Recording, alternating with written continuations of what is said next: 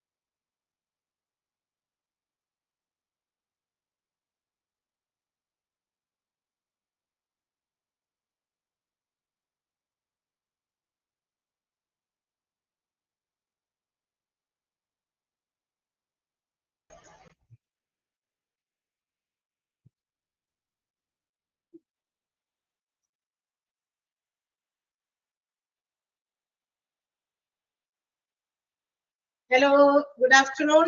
Once again,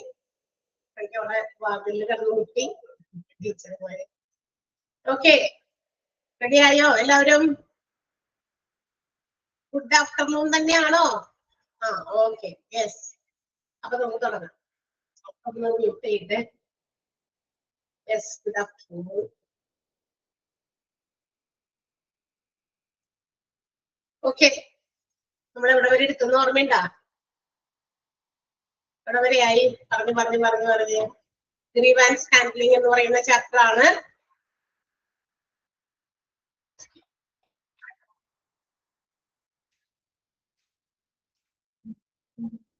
എവിടെയാ?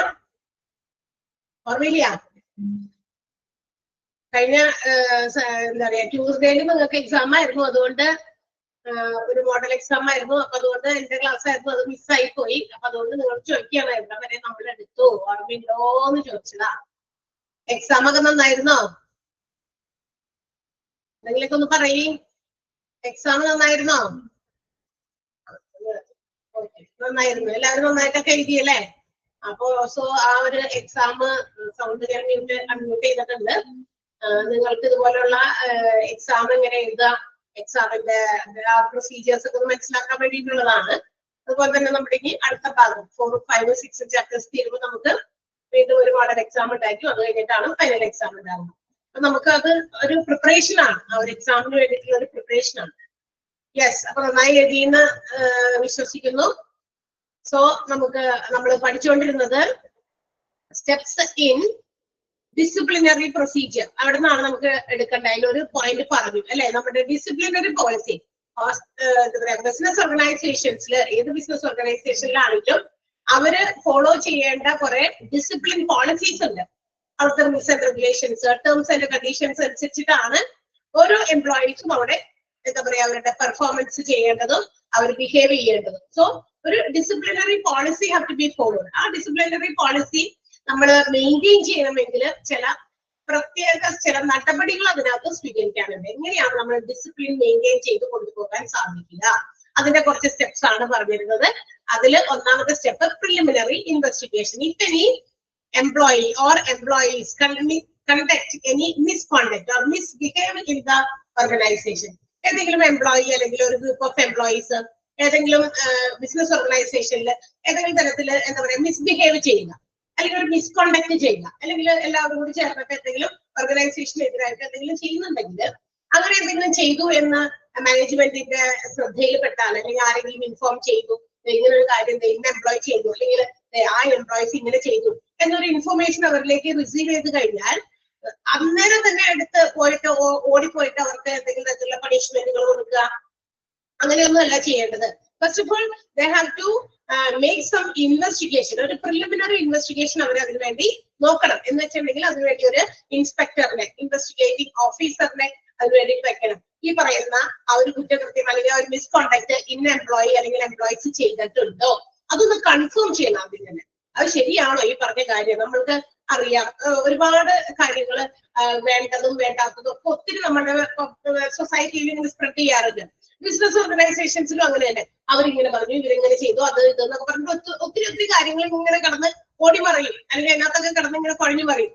പക്ഷേ അതെല്ലാം തന്നെ എന്താ പറയാ സത്യമാകണമെന്ന് നിർബന്ധമൊന്നുമില്ല. സോ അതിന്റെ പിന്നിൽ എന്തെങ്കിലും യാഥാർത്ഥ്യമുണ്ടോ എന്നറിയാൻ വേണ്ടി ഒരു ഇൻവെസ്റ്റിഗേറ്റീവ് ഓഫീസറെ അതിന് വേണ്ടിയിട്ട് അപ്പോയിന്റ് ചെയ്യുന്നു. ആളോട് പറയുന്നു, ഇന്ന കാര്യങ്ങളൊക്കെ അന്വേഷിക്കുക, whether the employee has made some misconduct or misbehaviour, അത്തരമൊരു മിസ്ബിഹേവിയർ അല്ലെങ്കിൽ മിസ്കോണ്ടക്ട് ആ എംപ്ലോയി അല്ലെങ്കിൽ എംപ്ലോയീസ് ചെയ്തിട്ടുണ്ടോ. ആളെ കുറ്റപ്പെടുത്തുന്നതിന് മുൻപ്, ആളിലേക്ക് ആ ഒരു കുറ്റം ആരോപിക്കുന്നതിന് മുമ്പ് അങ്ങനെ ഒരു സംഭവം ഉണ്ടോ എന്നുള്ളത് അന്വേഷിപ്പിക്കുക. അങ്ങനെ അന്വേഷിക്കുന്നതിന്റെ ഭാഗമായിട്ട് the investigative officer can provide A charge sheet. ആ അക്യൂസ്ഡിന്, ആ കുറ്റക്കാരനായി വിധിക്കപ്പെട്ട ആൾക്ക് അല്ലെങ്കിൽ ആ കുറ്റം ആരോപിക്കപ്പെട്ട ആൾക്ക് എന്ത് ചെയ്യാം, ഒരു ചാർജ് ഷീറ്റ് ആൾക്കെതിരെ കൊടുക്കാം. അത് എന്താ പറയാ, എന്തെങ്കിലും മൈനർ ആയിട്ടുള്ള ചെറിയ തെറ്റുകളൊക്കെയാണ് വരുത്തിയിരിക്കുന്നത്, അല്ലെങ്കിൽ ചെറിയ മിസ്റ്റേക്കാണ് വരുത്തിയിരിക്കുന്നതെങ്കിൽ ആൾക്ക് ചെറിയ ചാർജ് ഷീറ്റ് കൊടുക്കുന്നു. ആ കുറ്റം എന്താണെന്നുള്ള കാര്യങ്ങൾ എക്സ്പ്ലെയിൻ ചെയ്തുകൊണ്ടുള്ള ചാർജ് ഷീറ്റ് ആയിരിക്കും. അതല്ല അതിനേക്കാൾ വലിയ കുറച്ച് ഗൗരവമേറിയ കുറ്റങ്ങളൊക്കെ ആണെങ്കിൽ, എന്തെങ്കിലും വലിയ റൂൾസ് ഒക്കെ വയലേറ്റ് ചെയ്ത ഒരു കുറ്റമൊക്കെ ആണെങ്കിൽ sometimes he or she may be terminated from the business organization. ഇന്ന് ആളെ ചിലപ്പോൾ വേണമെങ്കിൽ പിരിച്ചുവിടുന്നതിലേക്ക് വരെ പോകും അല്ലെ.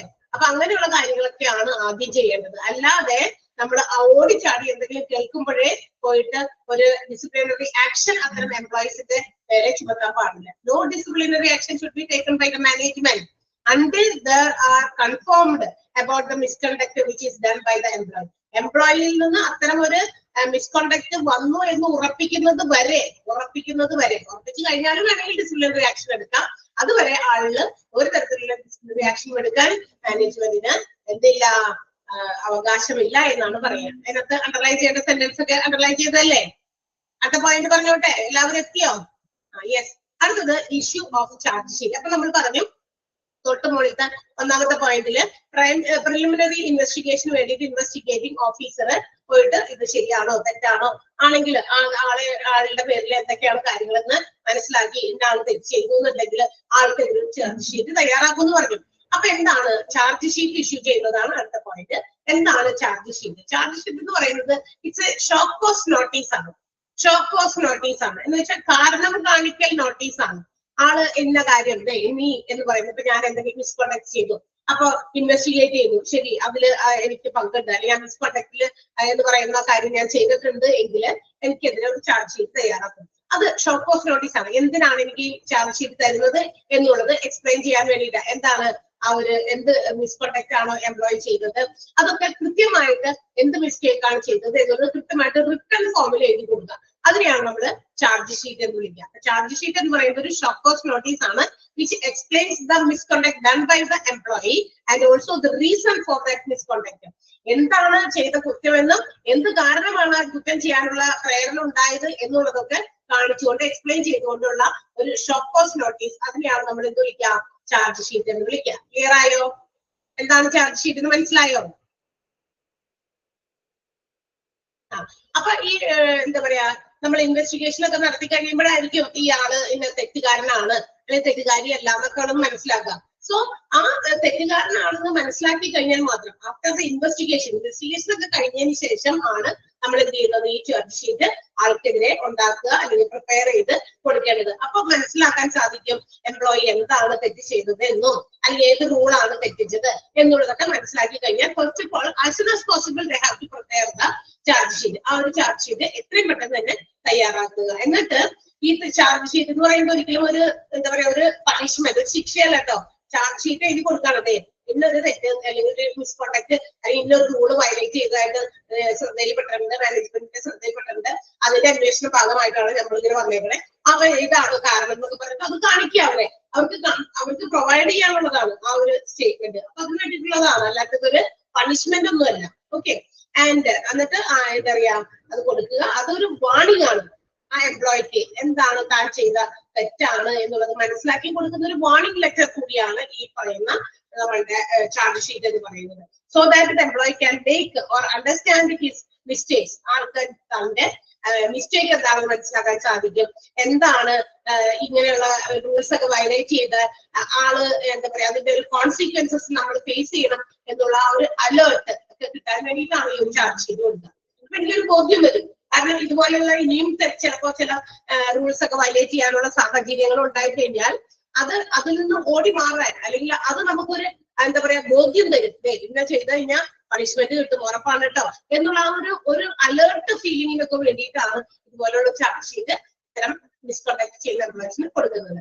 സോ ഇതിൽ ശ്രദ്ധിക്കേണ്ട ഒരു കാര്യം എന്ന് പറഞ്ഞിട്ട് ഇത് investigating officer should keep in mind. അവര് ഒരു കാര്യം ശ്രദ്ധിക്കണം, എന്ത് ചാർജ് ഷീറ്റ് ഫ്രെയിം ചെയ്യുന്ന സമയത്ത് ആ പണിഷ്മെന്റ് ആൾക്ക് കൊടുക്കാൻ പോകുന്ന പണിഷ്മെന്റ് ആളുടെ മിസ്കണ്ടക്റ്റിന് എന്താ പറയാ ഒരു ഈക്വലന്റ് ആയിട്ടുള്ള രീതിയിലുള്ള പണിഷ്മെന്റ് ആയിരിക്കണം കൊടുക്കേണ്ടത്. അല്ലാതെ ചെറിയ ചെറിയ തെറ്റാണെങ്കിൽ ചെറിയ ചെറിയ പണിഷ്മെന്റുകൾ അല്ലെ, അപ്പൊ ആ രീതിയിൽ. അപ്പൊ വയലേറ്റ് ചെയ്തിരിക്കുന്ന അല്ലെങ്കിൽ കമ്മിറ്റ് ചെയ്തിരിക്കുന്ന മിസ്റ്റേക്ക് എന്താണോ മിസ്കണ്ടക്ട് എന്താണോ അതിന് അക്കോർഡൻസ് ആയിട്ടുള്ള ആക്ട് പണിഷ്മെന്റ് ആണ് ആൾക്ക് പ്രൊവൈഡ് ചെയ്യുന്നത്. അത് ഈ ചാർജ് ഷീറ്റ് തയ്യാറാക്കുന്ന സമയത്ത് നമ്മുടെ ഇൻവെസ്റ്റിഗേറ്റർ അതുകൂടി ഓർത്ത് വെച്ചിരിക്കണം അല്ലെ, ഇന്ന തെറ്റാണ്. അപ്പൊ ഈ രീതിയിൽ ഒരു പണിഷ്മെന്റ് അതിന് ഗൗരവമേറുമ്പോ അതിനനുസരിച്ച് ഗൗരവമേറിയ പണിഷ്മെന്റുകളുമായിരിക്കും പ്രൊവൈഡ് ചെയ്യുക. ക്ലിയർ ആയോ? ഇഷ്യൂ ഓഫ് ചാർജ് ഷീറ്റ് എന്ന് പറയുന്നത് മനസ്സിലായോ എല്ലാവർക്കും? അണ്ടർലൈൻ ചെയ്യേണ്ട സെന്റൻസ് പറയാം. എ ചാർജ് ഷീറ്റ് എന്ന് പറയുന്ന ഫസ്റ്റ് സെന്റൻസ് അത് for the misconduct in return form വരെ അണ്ടർലൈൻ ചെയ്യാം. ഫസ്റ്റ് സെന്റൻസ് അണ്ടർലൈൻ ചെയ്യാം. അടുത്തത് one thing the investigator should keep in mind. അതിന് എന്താ പറയാ but one thing that ഒന്നും വേണ്ട. The investigator should keep in mind before framing charge sheet is the aptness of the punishment according to the misconduct committed.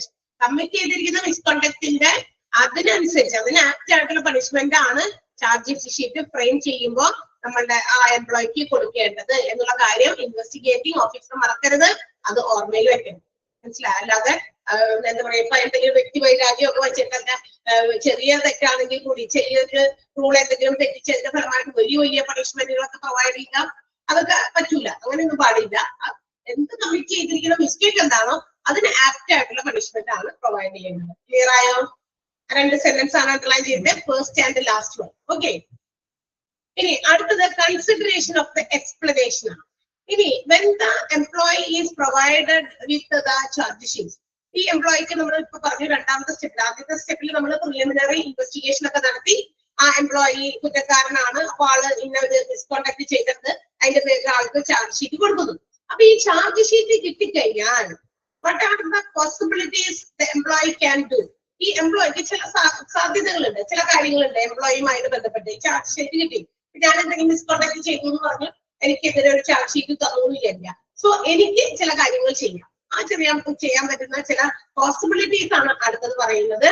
ഒന്നാമത്തേത് accept the charges എന്ന് പറഞ്ഞാൽ എന്താ, നമ്മള് എന്താ പറയാ ഈ പറഞ്ഞിരിക്കുന്ന കാര്യങ്ങള് ഇപ്പൊ ചാർജ് ഷീറ്റില് ഇത് നീ ഇന്ന മിസ്കോണ്ടാക്റ്റാ ചെയ്തത് അതിന്റെ കാര്യങ്ങളൊക്കെ എക്സ്പ്ലെയിൻ ചെയ്ത് വെച്ചിരിക്കാം. അപ്പൊ ആ ചാർജ് ഷീറ്റിൽ മെൻഷൻ ചെയ്തിരിക്കുന്ന കാര്യങ്ങളൊക്കെ നമുക്ക് എന്ത് ചെയ്യാം, അഡ്മിറ്റ് ചെയ്യാം അല്ലെ. ചാർജ് ഷീറ്റ് പറഞ്ഞിരിക്കുന്ന കാര്യമൊക്കെ ശരി, ഓക്കെ ഞാൻ ചെയ്യുന്നത് ശരിയാണ്. പക്ഷേ ആൾക്ക് വേണമെങ്കിൽ ഈ പറയുന്ന കാര്യങ്ങൾ എത്രത്തോളം അത് ട്രൂ ആണ്, അല്ലെങ്കിൽ ഇയാൾക്ക് ചിലപ്പോൾ എന്തെങ്കിലും കാര്യങ്ങളുമായിട്ട് ബന്ധപ്പെട്ട് പറയാനുണ്ടായിരിക്കാം. എന്തുകൊണ്ട് ഞാൻ അത് വൈ ഐ ഡു ഇറ്റ്, ഞാൻ എന്തുകൊണ്ട് അത്തരം മിസ്കോണ്ടാക്ട് ചെയ്തു, മേ ബി സം റീസൺസ്, അതിനെന്തെങ്കിലും കാരണങ്ങളൊക്കെ ഉണ്ടായിരിക്കും കേട്ടോ. അപ്പൊ ആ കാരണങ്ങളൊക്കെ ഉണ്ടെങ്കിൽ ആൾക്ക് ആ കാരണങ്ങളൊന്ന് എക്സ്പ്ലെയിൻ ചെയ്യാനുള്ള ഒരു സാഹചര്യം അല്ലെങ്കിൽ ഒരു സമയം സന്ദർഭം ഒക്കെ കൊടുക്കേണ്ടി വരും. മനസ്സിലായോ? അത് എക്സ്പ്ലനേഷൻ എന്താണോ എന്ന് വെച്ചാൽ ആൾക്ക് അതിന് ഒരു സാവകാശം കൊടുക്കുക, ആൾക്കൊരു എക്സ്പ്ലെയിൻ ചെയ്യാൻ ഞാൻ ഇന്ന കാരണം അങ്ങനെയൊക്കെ പറയാനുള്ള ഒരു അവസരം ഉണ്ടെങ്കിൽ അത് ആൾക്ക് അതിനുള്ള ഒരു അവസരം നമ്മൾ പ്രൊവൈഡ് ചെയ്യും. പക്ഷേ ഈ അവസരം ഇപ്പൊ നമ്മൾ പ്രൊവൈഡ് ചെയ്ത് കഴിഞ്ഞു, എക്സ്പ്ലനേഷനും നമ്മളുടെ എംപ്ലോയി സമർപ്പിച്ചു എന്ന് വിചാരിക്കാം. But if the organisation finds that അത് എന്താ പറയാ ഒരു അൺസാറ്റിസ്ഫാക്ടറി ആയിട്ടുള്ള ശരിയായിട്ടുള്ള ഇത് ശരിയായ റീസൺ അല്ലല്ലോ, ഇന്ന കാരണം കൊണ്ടാണ് ഞാൻ ഇന്നൊരു മിസ്കണ്ടക്ട് ചെയ്തേ എന്നൊക്കെ മനസ്സിലാക്കുകയാണെങ്കിൽ അങ്ങനെ തോന്നണേ ഇത് ശരിയായ ഉത്തരവല്ല, എക്സ്പ്ലനേഷൻ അല്ല എന്ന് മനസ്സിലാക്കി കഴിഞ്ഞാൽ മാനേജ്മെന്റ് ഷുഡ് ബി എന്താ പറയാ ഏത് രീതിയിൽ എങ്ങനെയൊക്കെയാണോ ഒരു ഫർദർ ഇൻവെസ്റ്റിഗേഷൻ കൂടി ചിലപ്പോൾ മാനേജ്മെന്റിന്റെ ഭാഗത്തുനിന്ന് ചെയ്യേണ്ടി വരും. ആളൊരു എക്സ്പ്ലനേഷൻ കൊടുത്തു, അത് യാതൊരു കഴമ്പുമില്ല അല്ലെങ്കിൽ അത് ശരിയായ രീതിയിലുള്ള എക്സ്പ്ലനേഷൻ അല്ലാതൊക്കെ മനസ്സിലാക്കുകയാണെങ്കിൽ ഫർദർ എൻക്വയറി കൂടി ചെയ്യാനുള്ള ഒരു എന്താ പറയാ ചാൻസ് നമ്മുടെ മാനേജ്മെന്റ് പ്രൊവൈഡ് ചെയ്യണം. അതിനുശേഷം മാത്രമാണ് പണിഷ്മെന്റ് നമ്മുടെ എംപ്ലോയിക്ക് കൊടുക്കാൻ പാടുള്ളൂ. അതാണ് ആക്സെപ്റ്റ് ദ ചാർജസ്. ആ കുറ്റം സമ്മതിച്ചു, പക്ഷെ കുറ്റം ചെയ്യുന്നതിന് എന്തെങ്കിലും കാരണം ഉണ്ടെന്ന് പറഞ്ഞിട്ട് ഒരു എക്സ്പ്ലനേഷൻ കൊടുത്തു, പക്ഷെ എക്സ്പ്ലനേഷൻ അത്ര നല്ല സത്യമായ ഒരു എക്സ്പ്ലനേഷൻ, ജെന്യൂൻ ആയിട്ടുള്ള ഒരു എക്സ്പ്ലനേഷൻ ആയിട്ട് മാനേജ്മെന്റിന് തോന്നിയില്ല എങ്കിൽ ഒരു ഫർദർ ഇൻവെസ്റ്റിഗേഷൻ കൂടി നടത്തുക, എന്നിട്ട് മാത്രമാണ് പണിഷ്മെന്റ് കൊടുക്കാൻ പാടുള്ളൂ. സോ എന്നിട്ട് അതിനുശേഷം ഓഫീസർ കൂടുതൽ അന്വേഷണങ്ങൾ നടത്തുന്നു, അതിന്റെ റെക്കോർഡ്സ് മറ്റു കാര്യങ്ങളൊക്കെ പരിശോധിച്ച് വീണ്ടും അന്വേഷണമൊക്കെ നടത്തി ആരോടെങ്കിലൊക്കെ ചോദിക്കാനുണ്ടെങ്കിൽ ചോദിക്കുന്നു, മനസ്സിലാക്കുന്നു. And in the presence of the employee, ആ എംപ്ലോയിയുടെ പ്രസൻസിൽ തന്നെ അത് സൈൻ ചെയ്യിപ്പിക്കുക, ആളെ കൊണ്ട് സൈൻ ചെയ്യിപ്പിക്കുക. അതിന്റെ ബന്ധപ്പെട്ട ആളുകൾ ആരൊക്കെയാണോ ആളുകൾ സൈൻ ചെയ്യുക എന്നുള്ളതാണ്. അതാണ് ആക്സെപ്റ്റ് ദ ചാർജ്, കുറ്റസമ്മതം നടത്തുക. അത്രയുള്ളൂ. ക്ലിയർ ആയോ? മനസ്സിലായോ? കുറ്റസമ്മതം നടത്തിയെങ്കിലും അതിന് ചിലപ്പോൾ ആൾക്ക് റീസൺ ഉണ്ടായിരിക്കും. ആ റീസൺ ജെന്യുവൻ ആണെങ്കിലും ഓക്കെ, അതല്ല എങ്കിലും ഫർദർ ഇൻവെസ്റ്റിഗേഷൻ ഒന്നുകൂടി മാനേജ്മെന്റ് ചെയ്യണം. Then only they have to provide the reward the punishment. അതിനുശേഷം മാത്രമേ ഏത് രീതിയിലുള്ള പണിഷ്മെന്റും പ്രൊവൈഡ് ചെയ്യാൻ പാടുള്ളൂ കേട്ടോ. കൺസിഡറേഷൻ ഫോർ ദ എക്സ്പ്ലനേഷൻ ആണ്. ഇവർക്ക് പറയാനുള്ള കാര്യങ്ങൾ എന്തെങ്കിലും ഉണ്ടെങ്കിൽ അത് കേൾക്കാൻ ബാധ്യസ്ഥരാണ് മാനേജ്മെന്റ്. ക്ലിയർ ആയല്ലോ? അപ്പൊ ഒന്നാമത്തെയാണ് കൺസിഡറേഷൻ ഫോർ എക്സ്പ്ലനേഷൻ, ഒന്നാമത്തെ ആക്സെപ്റ്റ് ദ ചാർജസ് ആണ്. അതിൽ നിങ്ങൾ അണ്ടർലൈൻ ചെയ്യേണ്ടത് ഈ ഒരു സെന്റൻസ് ആണ് കേട്ടോ. On the basis of charges admitted, on the basis of charges admitted, the inquiry officer must record findings in the presence of the employee and duly signed by him. കൃത്യമായിട്ട് അങ്ങോട്ട് അവരുടെ മുമ്പിൽ വെച്ചിട്ട് സൈൻ ചെയ്യുക. അവരുടെ ഫൈൻഡിങ്സും records ഒക്കെ വെച്ച് അവരോട് കാര്യങ്ങൾ വ്യക്തമായിട്ട് മനസ്സിലാക്കി അത് സൈൻ ചെയ്യുക എടുക്കണം. മനസ്സിലായോ? ആക്സെപ്റ്റ് ചാർജസ് മനസ്സിലായോ? യെസ്. അടുത്തത് റെഫ്യൂസ് ചാർജസ്. ഇനി എന്താ? ചാർജസും നിഷേധിക്കുക. ഇല്ല, ഞാൻ ഇങ്ങനെ ഒരു കാര്യം ചെയ്തിട്ടില്ല, ഇങ്ങനെ ഒരു മിസ്കോണ്ടക്ട് ഞാൻ ചെയ്തിട്ടില്ല. മനസ്സിലായോ? അപ്പൊ വേണമെങ്കിൽ അത് ഞാൻ ചെയ്യാത്തൊരു കുറ്റാണെങ്കിൽ എനിക്കെതിരെ ഒരു ചാർജ് ഷീറ്റ് കൊണ്ടുവരുമ്പോ I will not receive it. എനിക്ക് അക്സെപ്റ്റ് ചെയ്യണമെന്ന് നിർബന്ധമില്ലല്ലോ. കാരണം ഞാൻ അത്തരം ഒരു മിസ്ബിഹേവിയർ അല്ലെങ്കിൽ മിസ്കോണ്ടക്ട് ഞാൻ ചെയ്തിട്ടില്ല എന്ന് എനിക്ക് ഉറപ്പാണെങ്കിൽ I may not receive it. ഞാൻ അത് സ്വീകരിക്കാൻ തയ്യാറാവില്ല അത്തരം charge sheet. Refuse the charge sheet. Charge sheet വേണമെങ്കിൽ എന്ത് ചെയ്യാം? അത്തരം എംപ്ലോയീസ് നിരസിക്കാം. അങ്ങനെയാണെങ്കിൽ എംപ്ലോയർ ഓഫീസർ ആ ഒരു സിറ്റുവേഷനിൽ ഇയാൾക്ക് കൊടുത്തു, ഇപ്പൊ ഞാൻ മിസ്കോണ്ടാക്ട് ചെയ്തു എന്ന് പറഞ്ഞിട്ട് എനിക്കെതിരെ ഒരു ചാർജ് ഷീറ്റ് കൊണ്ടുവന്നിരിക്കുകയാണ്. അപ്പൊ ഞാൻ അത് എന്ത് ചെയ്യും? നോക്കിയിട്ട് ഇല്ല ഞാൻ അങ്ങനെ ചെയ്തിട്ടില്ല എന്ന് പറഞ്ഞിട്ട് ഞാൻ അത് സ്വീകരിക്കാൻ തയ്യാറല്ല. Because I have not made any mistake. ഞാൻ അത്തരം ഒരു മിസ്റ്റേക്ക് ഞാൻ ചെയ്തിട്ടില്ല, എനിക്ക് ഉറപ്പാണ്, അതുകൊണ്ട് ഞാൻ സ്വീകരിച്ചില്ല എന്നാണെങ്കിൽ, അങ്ങനെയുള്ള സിറ്റുവേഷൻ ഫേസ് ചെയ്യുകയാണെങ്കിൽ എൻക്വയറി ഓഫീസർ എന്ത് ചെയ്യണം? വീണ്ടും ഒരു ഫർദർ ഇൻവെസ്റ്റിഗേഷൻ നടത്തണം. For finding the real fact. യാഥാർത്ഥ്യം എന്താണെന്ന് മനസ്സിലാകുന്നത് വരെയുള്ള അന്വേഷണം തുടർന്നുകൊണ്ടിരിക്കണം. മനസ്സിലായോ? കാരണം ആള് ചാർജ് ഷീറ്റ് സ്വീകരിക്കില്ല. കാരണം ആൾക്കുറപ്പാണ് അങ്ങനെ ഒരു മിസ്ബിഹേവിയർ ഞാൻ ചെയ്തിട്ടില്ല, അങ്ങനെ ഒരു റൂൾ ഞാൻ വയലേറ്റ് ചെയ്തിട്ടില്ല എന്നുള്ള ഉറപ്പ് പറയാണ് എംപ്ലോയിയിൽ, അവരത് സ്വീകരിക്കില്ല. സ്വീകരിക്കാത്ത പക്ഷം അവർക്കത് കൊടുത്തിട്ട് അവർ സ്വീകരിച്ചില്ല എന്ന് പറഞ്ഞ് മാനേജ്മെന്റിന്റെ അടുത്തേക്ക് ചെല്ലുകയല്ല, ഫർദർ ഇൻവെസ്റ്റിഗേഷൻ വീണ്ടും ചെയ്യണം. until they find the real facts. അപ്പൊ വരെ യാഥാർത്ഥ്യം എന്താണെന്ന് മനസ്സിലാക്കുന്നത് വരെ അന്വേഷണം അങ്ങനെ തുടരണം. മനസ്സിലായോ? Refuse the charges. ഒന്നാമത്തേതില് ആക്സെപ്റ്റിംഗ് ചാർജസ് ആണ്. ചാർജ് ഒക്കെ സ്വീകരിച്ചു, ഓക്കെ ഞാൻ അത് തെറ്റ് ചെയ്തു, പക്ഷെ അവർക്കൊരു എക്സ്പ്ലനേഷൻ കൊടുക്കാനൊരു സമയം, അത് ഇന്ന കാരണം കൊണ്ടാണ്. എക്സ്പ്ലനേഷൻ സാറ്റിസ്ഫാക്ടറി ആണെങ്കിൽ ഓക്കെ, ചാർജ് ഷീറ്റ് കൊടുത്തിട്ട് പോകാതെ അവരത് സ്വീകരിച്ചു, അവരാണ് അവർ മിസ്റ്റേക്ക് ചെയ്തിട്ടുണ്ട്, അപ്പൊ അതിന് തക്കതായ പണിഷ്മെന്റ് കൊടുക്കുക. അതേസമയം അവര് എന്താ പറയാ എക്സ്പ്ലനേഷൻ കൊടുത്തു, പക്ഷെ അതിന് എന്താ പറയാ ജെന്യൂൻ ആയിട്ടുള്ള ഒരു സാറ്റിസ്ഫാക്ടറി ആയിട്ടുള്ള എക്സ്പ്ലനേഷൻ അല്ല എങ്കിൽ ഇൻവെസ്റ്റിഗേഷൻ ഓഫീസർ ഒന്നുകൂടി അത് അന്വേഷിക്കണം. ശരിയാണോ, അവർക്ക് എന്തുകൊണ്ടാണ് അത് എന്നുള്ളത് അന്വേഷിച്ചതിന് ശേഷം മാത്രം അതിന്റെ മറ്റ് പേപ്പേഴ്സും മറ്റൊക്കെ നോക്കി റെക്കോർഡ്സ് ഒക്കെ നോക്കിയിട്ട് അത് എന്താ പറയാ സൈൻ ചെയ്ത് എംപ്ലോയിയുടെ പ്രസൻസിൽ തന്നെ സൈൻ ചെയ്ത് കൊടുക്കണം. മനസ്സിലായല്ലോ? റെഫ്യൂസ് ഉണ്ട്, ആക്സെപ്റ്റ് ദ ചാർജസ് ഉണ്ട്. രണ്ട് പോയിന്റ് ക്ലിയർ ആയോ? Next one, ask for extended time. ഇനി ചിലപ്പോഴൊക്കെ ഇല്ലേ ഈ ചാർജ് ഷീറ്റുമായിട്ട് വരുന്ന സമയത്ത് ഇൻവെസ്റ്റിഗേറ്റിംഗ് ഓഫീസറുടെ നിങ്ങളുടെ പേരിൽ ഇങ്ങനെ ഒരു ഇതുണ്ട്, നിങ്ങളൊരു മിസ്കണ്ടക്ട് ചെയ്തു, ഒരു റൂൾ വയലേറ്റ് ചെയ്തതിന്റെ ഒരു ഇൻഫർമേഷൻ കിട്ടിയിട്ട് പറഞ്ഞ് ചാർജ് ഷീറ്റ് വരികയാണെങ്കിൽ sometimes the employee may ask for some extension of time for submitting their explanation. തങ്ങളുടെ വിശദീകരണം കൊടുക്കാനായിട്ട് ഇപ്പൊ തൽക്കാലം ഈ ഒരു സാഹചര്യത്തിൽ ഇപ്പൊ തന്നെ എനിക്ക് അതിനൊരു വ്യക്തത അല്ലെങ്കിൽ ഒരു വ്യക്തമായ വിശദീകരണം തരാൻ പറ്റില്ല, ഞാൻ എത്ര ദിവസത്തിനുള്ളിൽ, ചിലപ്പോൾ 2 ദിവസത്തിനുള്ളിലായിരിക്കാം, അല്ലെങ്കിൽ ആഫ്റ്റർ 2 വീക്സ് അങ്ങനെയൊക്കെ പറയുകയാണെങ്കിൽ ആ പറഞ്ഞിരിക്കുന്ന ഒരു സമയം അവർക്ക് അനുവദിച്ചു കൊടുക്കുക. അവർക്ക് അതിന് കാരണം അവര് ഒരു ശിക്ഷ നമ്മൾ കൊടുത്തിട്ട് ആ ശിക്ഷ കൊടുത്തു കഴിഞ്ഞതിന് ശേഷം നമ്മൾ വീണ്ടും പുനരന്വേഷണം നടത്തുകയോ അല്ലെങ്കിൽ പിന്നീട് അത് ആള് ചെയ്യാത്ത തെറ്റാണ്, ആളത് അർഹിക്കുന്ന ആ ഒരു ശിക്ഷ അർഹിക്കുന്ന ആളല്ല എന്ന് മനസ്സിലാക്കി കഴിഞ്ഞാൽ കൊടുത്ത ശിക്ഷ തിരിച്ചു വാങ്ങിക്കാൻ പറ്റുമോ? ഒന്ന് ആലോചിച്ച് നോക്കിയോ, കൊടുത്ത ശിക്ഷ തിരിച്ചു വാങ്ങിക്കാൻ പറ്റുമോ? ആളാ ശിക്ഷയുടെ എന്താ പറയാ ബിറ്റർനെസ്, ആ ഒരു കടുപ്പം ഏറിയ അല്ലെങ്കിൽ കയ്പ് നിറഞ്ഞ അനുഭവം ആൾ അനുഭവിച്ചു കഴിഞ്ഞു. ഇനി അതിൽ നിന്ന് എങ്ങനെയാ തിരിച്ചു വാങ്ങിക്കുക? ചിലപ്പോ ആൾക്ക് കുറെ ദിവസത്തെ എന്താ പറയാ സസ്പെൻഷൻ ആയിരുന്നിരിക്കാം എംപ്ലോയിക്ക്, അല്ലെങ്കിൽ ചില മാസത്തെ എന്താ പറയാ ഇത് കട്ട് ചെയ്തു, സാലറി കട്ട് ചെയ്തു, അങ്ങനെയായിരിക്കാം പണിഷ്മെന്റ്. അപ്പൊ ഇതൊക്കെയാണെങ്കിൽ നമ്മൾ ആ എന്താ പറയാ ചെയ്തു കൊടുത്ത അല്ലെങ്കിൽ ആ പണിഷ്മെന്റ് കൊടുത്തതിന് ശേഷം അതിനുശേഷം നമുക്ക് അത് പിൻവലിക്കാൻ പറ്റില്ല.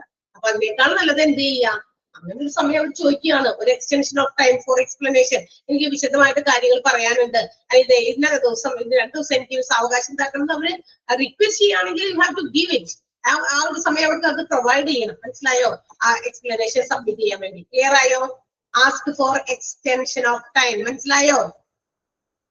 എംപ്ലോയി തെറ്റ് ചെയ്തതായിട്ട് ചാർജ് ഷീറ്റ് കിട്ടുകയാണെങ്കിൽ അവർക്ക് എന്തെങ്കിലും കുറച്ച് ദിവസത്തെ സമയം തരണം, അവർക്ക് അതിന്റെ എക്സ്പ്ലനേഷൻ പ്രൊവൈഡ് ചെയ്യാനാണെന്ന് റിക്വസ്റ്റ് ചെയ്താൽ അവര് എന്തായാലും തീർച്ചയായിട്ടും പോസിബിൾ ആണെങ്കിൽ ആ ഒരു ടൈം എക്സ്റ്റെൻഡ് ചെയ്ത് കൊടുക്കുക. അത് മാത്രമേ നിവർത്തിയുള്ളൂ. അവർ ചെയ്യട്ടെ, അവർ എക്സ്പ്ലനേഷൻ തരട്ടെ, വെയിറ്റ് ചെയ്യൂ, 2 ദിവസം കൂടി വെയിറ്റ് ചെയ്താൽ പോരെ, അതിനുശേഷം നടപടികൾ സ്വീകരിച്ചാൽ പോരെ. അതാണ്. Okay, fails to submit the explanation. ഇനി നമ്മളോട് സമയം കൊടുക്കാൻ പറഞ്ഞു. ഓക്കെ, നമ്മൾ സമയം കൊടുത്തു. ചിലപ്പോ മേ ബി 1 day അല്ലെങ്കിൽ 2 days അല്ലെങ്കിൽ മേ ബി 3 days അല്ലെങ്കിൽ 1 week. സോ ഇപ്പൊ നമ്മൾ ആ ഒരു ടൈം അവർക്ക് പ്രൊവൈഡ് ചെയ്തു, extension of time. But even if the employee fails to submit his explanation within the given time, ആ കൊടുത്തിരിക്കുന്ന സമയത്തിനുള്ളിൽ 5 ദിവസമാണ് പറഞ്ഞെങ്കിൽ 5 ദിവസം കൊണ്ട് ആളതിന് മുമ്പ് എക്സ്പ്ലനേഷൻ തന്നിരിക്കണം. അല്ല 5 ദിവസം, 5ാമത്തെ ദിവസമെങ്കിലും തന്നിരിക്കണം. അതല്ല, ആ സമയം കൊടുത്തിട്ടും നമ്മുടെ എംപ്ലോയി ഒരു കൃത്യമായ ഒരു എക്സ്പ്ലനേഷൻ ഇവർക്ക് പ്രൊവൈഡ് ചെയ്തിട്ടില്ല എങ്കിൽ the management can take any action against the employee. എംപ്ലോയിക്കെതിരെ എന്ത് ആക്ഷൻ വേണമെങ്കിലും മാനേജ്മെന്റിനെ എടുക്കാം എന്നുള്ളതാണ്. മനസ്സിലായോ? 5 ദിവസം പറഞ്ഞു, 5 ദിവസത്തിനുള്ളിൽ ഞാൻ അതിന്റെ എക്സ്പ്ലനേഷൻ തരാം, ഇന്നതാണ് കാരണം എന്നുള്ളത് ഞാൻ പറഞ്ഞു തരാം എന്ന് പറയുകയാണെങ്കിൽ അവർക്ക് ആ സമയം അനുവദിച്ചു കൊടുക്കാം. 5 ദിവസം കഴിഞ്ഞു, 6ാമത്തെ ദിവസമായിട്ടും ഇതിനൊരു എക്സ്പ്ലനേഷൻ ഒന്നുമില്ല. സോ ദ മാനേജ്മെന്റ് വിത്തൗട്ട് വേറെ ഒന്നും ചിന്തിക്കാതെയും നോക്കാതെയും വേണമെങ്കിൽ എന്ത് ചെയ്യാം, മാനേജ്മെന്റിന് അത്തരം എംപ്ലോയിയുടെ അല്ലെങ്കിൽ എംപ്ലോയീസിന്റെ നേർക്ക് എന്ത് ചെയ്യാം, ആക്ഷൻസ് എടുക്കാവുന്നതാണ്. ക്ലിയർ ആയോ? Fails to submit the explanation. Explanation submit ചെയ്യാൻ പരാജയപ്പെടുകയാണെങ്കിൽ ഒന്നാമത്തെ ആക്സെപ്റ്റ് ദ ചാർജസ്. ചാർജസ് ഞങ്ങൾ ചെയ്തിട്ടുണ്ട് എന്ന് പറയുന്നത് കുറ്റസമ്മതം നടത്തുക. എക്സ്പ്ലനേഷൻ കൊടുക്കുന്നു, പക്ഷെ അത് സാറ്റിസ്ഫാക്ടറി അല്ലെങ്കിൽ മാനേജ്മെന്റിന് എന്താ പറയാ വീണ്ടും ഒരു അന്വേഷണത്തിന് വേണ്ടി പറയാം നമ്മുടെ ഇൻവെസ്റ്റിഗേറ്റിംഗ് ഓഫീസറിനോട്. അതിനുശേഷം പിന്നീട് റെക്കോർഡ്സ് മറ്റൊക്കെ നോക്കി എംപ്ലോയിയുടെ പ്രസൻസിൽ തന്നെ ഇൻവെസ്റ്റിഗേറ്റീവ് ഓഫീസർ അത് സൈൻ ചെയ്ത ആൾക്ക് കൊടുക്കുക. ചാർജ് ഷീറ്റിന്റെ ഇന്നതാണ്. അതേസമയം റിഫ്യൂസ് ദ ചാർജസ് വേണമെങ്കിൽ എംപ്ലോയി നിരസിക്കാം, ഞാനിത് ചെയ്തിട്ടില്ല എന്നുള്ളതാണ് പറയുന്നതെങ്കിൽ തീർച്ചയായിട്ടും എൻക്വയറി ഓഫീസർ രണ്ടാമതൊരു പുനരന്വേഷണം നടത്തണം. until he find the real fact. ആ ശരിയായ യഥാർത്ഥത്തിലുള്ള ഫാക്ട് മനസ്സിലാക്കുന്നത് വരെ വീണ്ടും അന്വേഷിക്കണം. Ask for extension of time.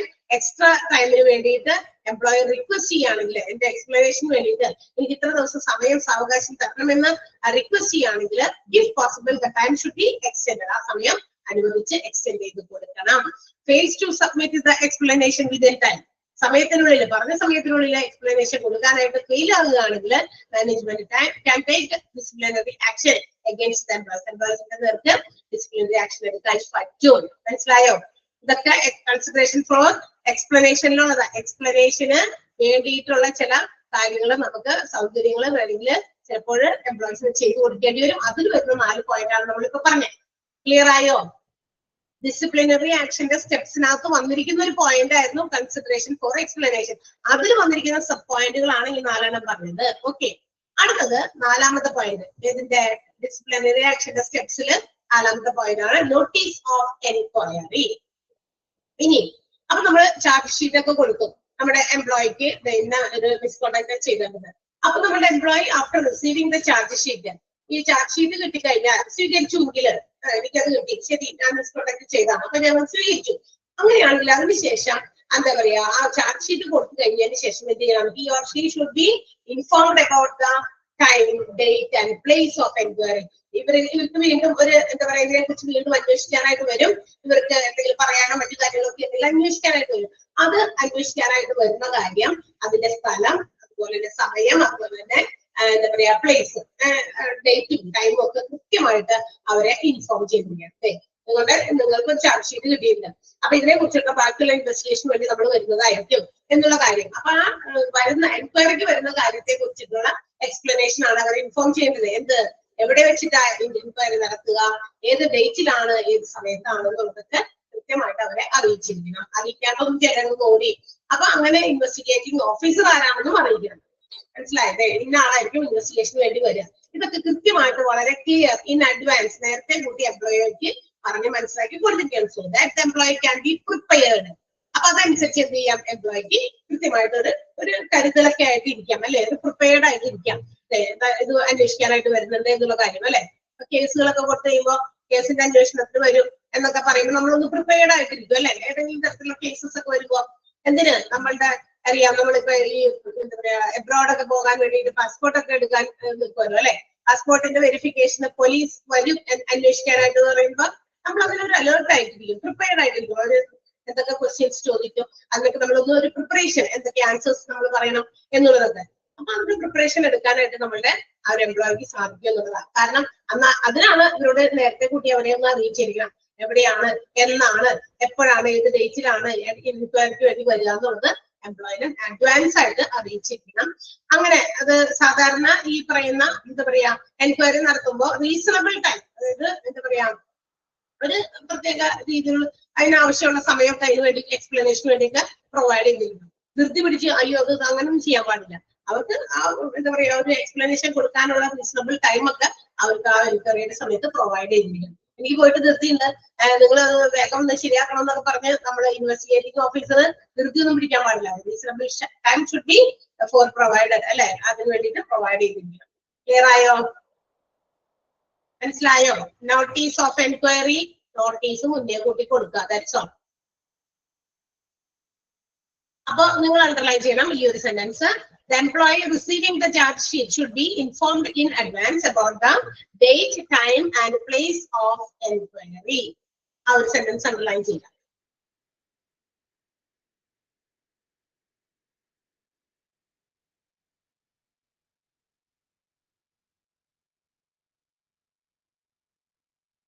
Yes, അടുത്തത് സസ്പെൻഷൻ വിത്ത് ഓർ വിത്തൗട്ട് പേ. അടുത്ത സ്റ്റെപ്പാണ് ഡിസിപ്ലിനറി ആക്ഷനുമായിട്ട് ബന്ധപ്പെട്ടിട്ടുള്ള ഡിസിപ്ലിനറി പ്രൊസീജിയേഴ്സിന്റെ അടുത്ത സ്റ്റെപ്പാണ് സസ്പെൻഷൻ വിത്ത് ഓർ വിത്തൗട്ട് പേ.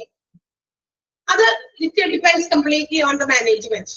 ഇതൊരു ബിസിനസ് ഓർഗനൈസേഷന്റെ കോഡ് ഓഫ് കോണ്ടാക്ട്, അവിടുത്തെ ഓർഗനൈസേഷന്റെ ഓരോ പ്രത്യേക രീതി അനുസരിച്ച് മാറിക്കൊണ്ടിരിക്കും. എല്ലാ ബിസിനസ് ഓർഗനൈസേഷൻസും ഒരുപോലെയല്ല ഈ ശിക്ഷാ നടപടികളൊക്കെ സ്വീകരിക്കുക. പലർക്കും പല രീതിയാണ്.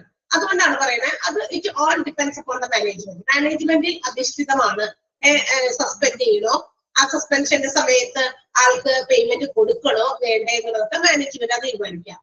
ബിസിനസ് ഓർഗനൈസേഷൻസ് എന്ത് ചെയ്യും, അതെ ഇന്ന കാരണവശാൽ, ഇന്ന കാരണങ്ങൾ കൊണ്ട്, ഇന്ന കാരണം അല്ലെങ്കിൽ ഇന്നൊരു മിസ്കോണ്ടക്ട് ചെയ്തതായിട്ട് ഈ എംപ്ലോയിയുടെ അല്ലെങ്കിൽ ഇത്തരം എംപ്ലോയീസിന്റെ മേലൊരു കുറ്റം വന്നിരിക്കുന്നത് കൊണ്ട്, സംശയാസ്പദമായിട്ട് അങ്ങനെ ഒരു കാര്യം വന്നതുകൊണ്ട് നിങ്ങൾ എത്ര ദിവസത്തേക്ക് സസ്പെൻഡ് ചെയ്തിരിക്കുന്നു, 1 മന്തിലേക്ക് അല്ലെങ്കിൽ 2 വീക്സിലേക്ക് സസ്പെൻഡ് ചെയ്തിരിക്കുന്നു. ആ സസ്പെൻഡ് ചെയ്യുന്ന സമയത്ത് അവർക്ക് പേയ്മെന്റ് ആ ഒരു കാലയളവിൽ അവർ ജോലിക്കൊന്നും വരുന്നില്ലല്ലോ, എന്നാൽ അവർക്ക് സാലറി കൊടുക്കണോ വേണ്ടേ എന്നുള്ളത് it depends upon the management. മാനേജ്മെന്റിൽ അധിഷ്ഠിതമാണ്. ചിലർ കൊടുക്കും, ചിലർ കൊടുക്കില്ല. മനസ്സിലായോ? അപ്പൊ ആ ഒരു പ്രൊസീജിയർ മാനേജ്മെന്റിന്റെ കീഴിലാണ്. So suspension letters also will be given. അപ്പൊ ചിലപ്പോ ചില എന്താ പറയാ തെറ്റുകളൊക്കെ ചെയ്യുമ്പോൾ സസ്പെൻഷനിലേക്ക് വരെ പോകും. ചെറിയ ചെറിയ മൈന്യൂട്ട് തെറ്റുകളൊക്കെ ആണെങ്കിൽ ഇന്ന ശിക്ഷ അത്രയൊക്കെ ഉള്ളൂ, ഇന്ന് നീ നേരം വൈകുക, അതുകൊണ്ട് വൈകുന്നേരം 2 മണിക്കൂർ എക്സ്ട്രാ ജോലി ചെയ്തിട്ട് പോയാൽ മതി. അങ്ങനെ കുഞ്ഞു കുഞ്ഞു കാര്യങ്ങളൊക്കെയാണ്. പക്ഷെ ചിലതിനൊക്കെ സസ്പെൻഷനിലേക്ക് പോകുന്ന ചില എന്താ പറയാ മിസ്കോണ്ടക്റ്റുകൾ ഉണ്ടാകാം. അപ്പൊ ആ എന്താ പറയാ അത്തരം ലെറ്റേഴ്സ്, സസ്പെൻഷൻ ലെറ്റേഴ്സ് ഒക്കെ ഉണ്ടെങ്കിൽ it should be provided with the along with the charge sheet.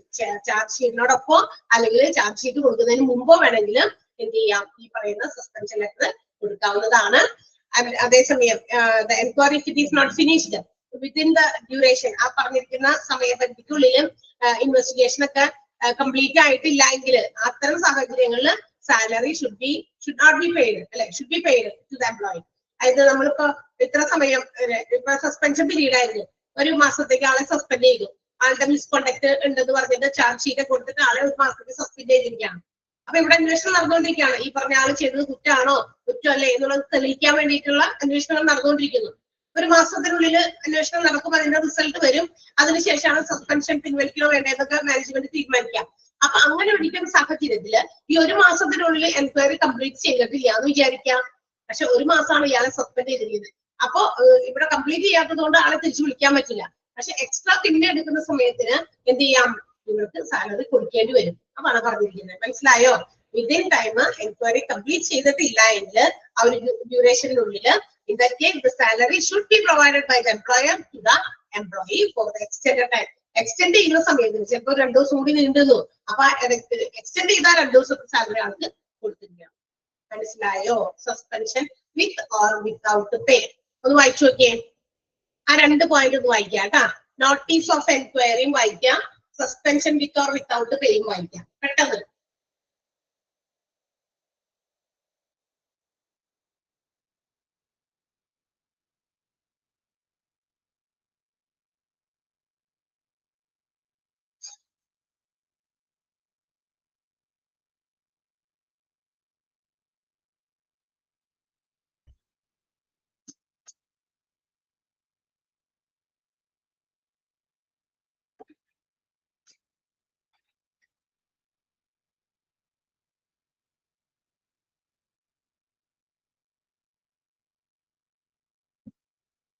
അയച്ചോ?